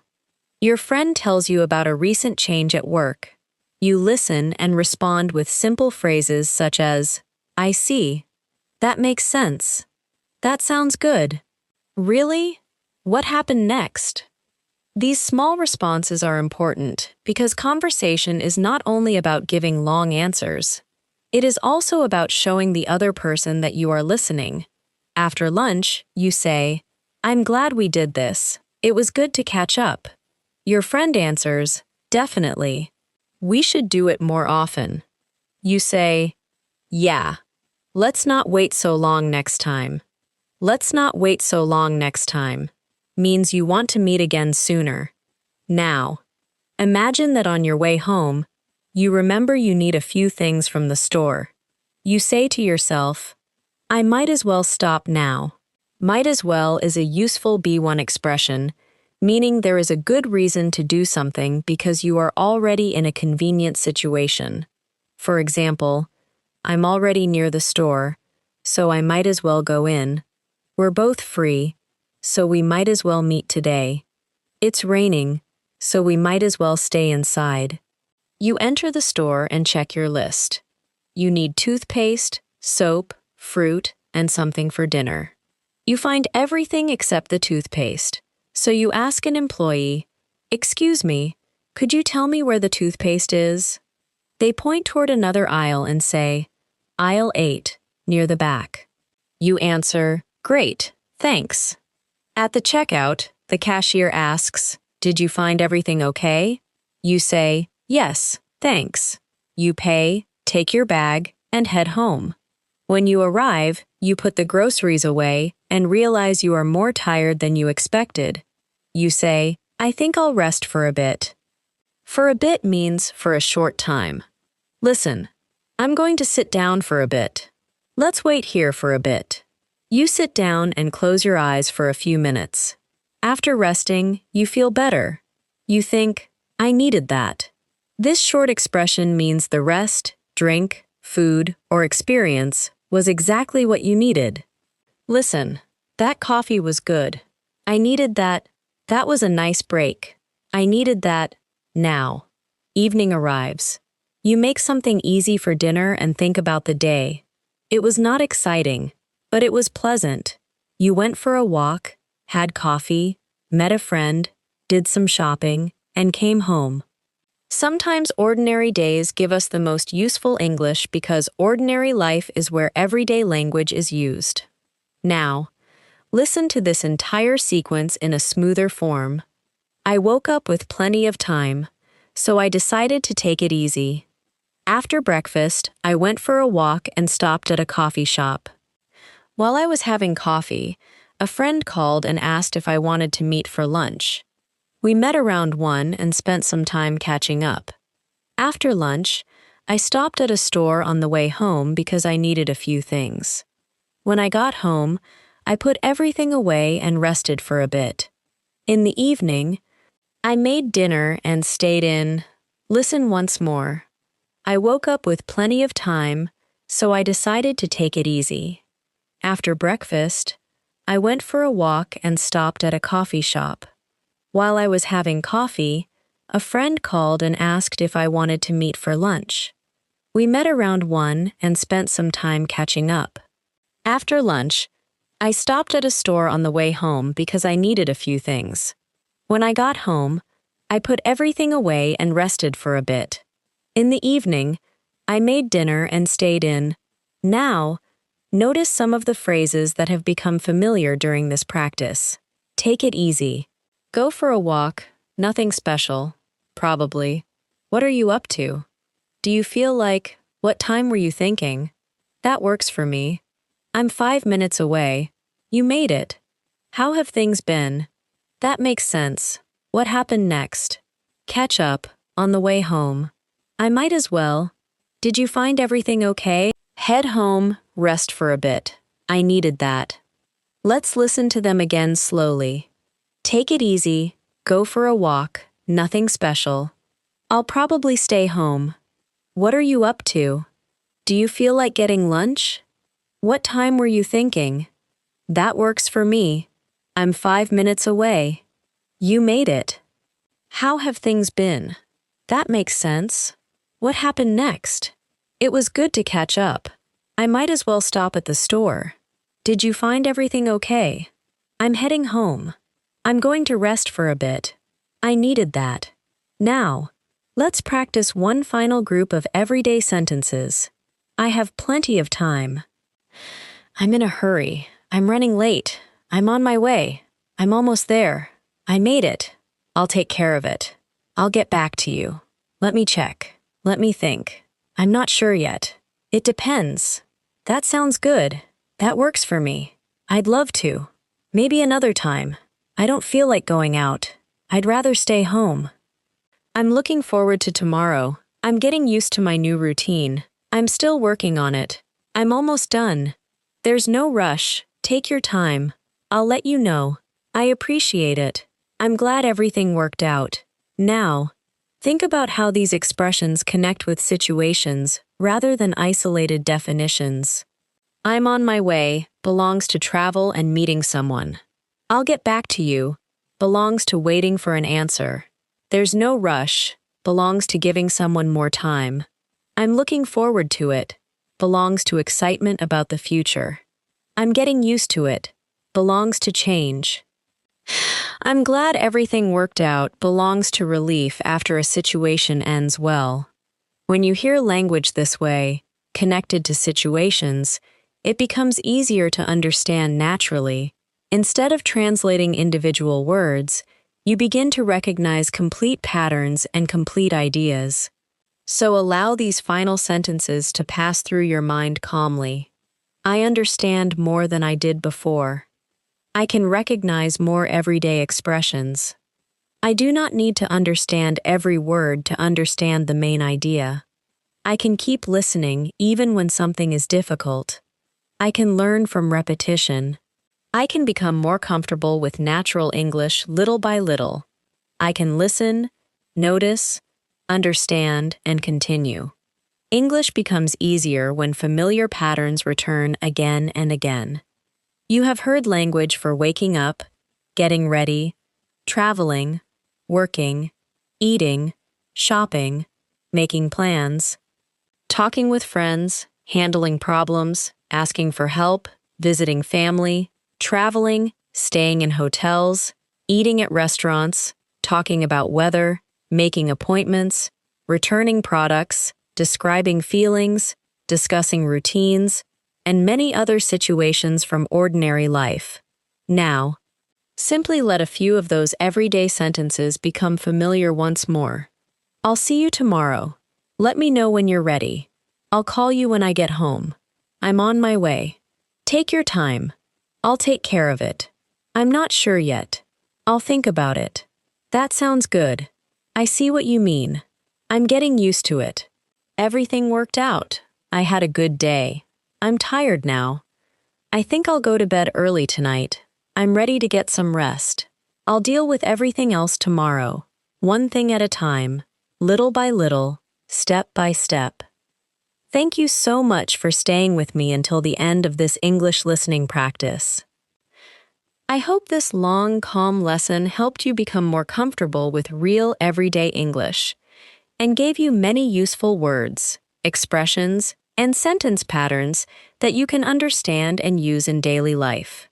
Remember, you do not need to understand everything perfectly after listening only once. Real progress comes from regular listening and repetition. The more often you hear natural English, the easier it becomes to recognize common phrases, understand sentence flow, and follow conversations without translating every single word in your mind. You can listen to this lesson again whenever you are relaxing, resting, traveling, or getting ready to sleep. Each time you listen, try to notice something new. Maybe you will recognize an expression that sounded difficult before, understand a sentence more quickly, or remember a phrase that you can use in your own conversations. Little by little, your listening will become stronger and your English will start to feel more natural. If you enjoyed this practice and found it helpful, make sure to subscribe to the channel and press the bell icon so you do not miss our upcoming English learning videos. And if you would like to support the channel, you can also like this video and share it with another English learner who wants to improve their listening skills. Before you leave, write one simple English sentence in the comments about your daily routine. For example, you can write, I usually wake up at 7, or I listen to English before I go to sleep. Using even one sentence is a great way to turn listening practice into active English practice. Keep listening, keep practicing, and keep improving little by little. Be patient with yourself, enjoy the process, and remember that every minute you spend with English is helping you move forward. Thank you so much for learning with me today. I am Emma, and I hope to practice English with you again very soon. Take care, have a peaceful rest, and keep surrounding yourself with English whenever you can. Goodbye for now.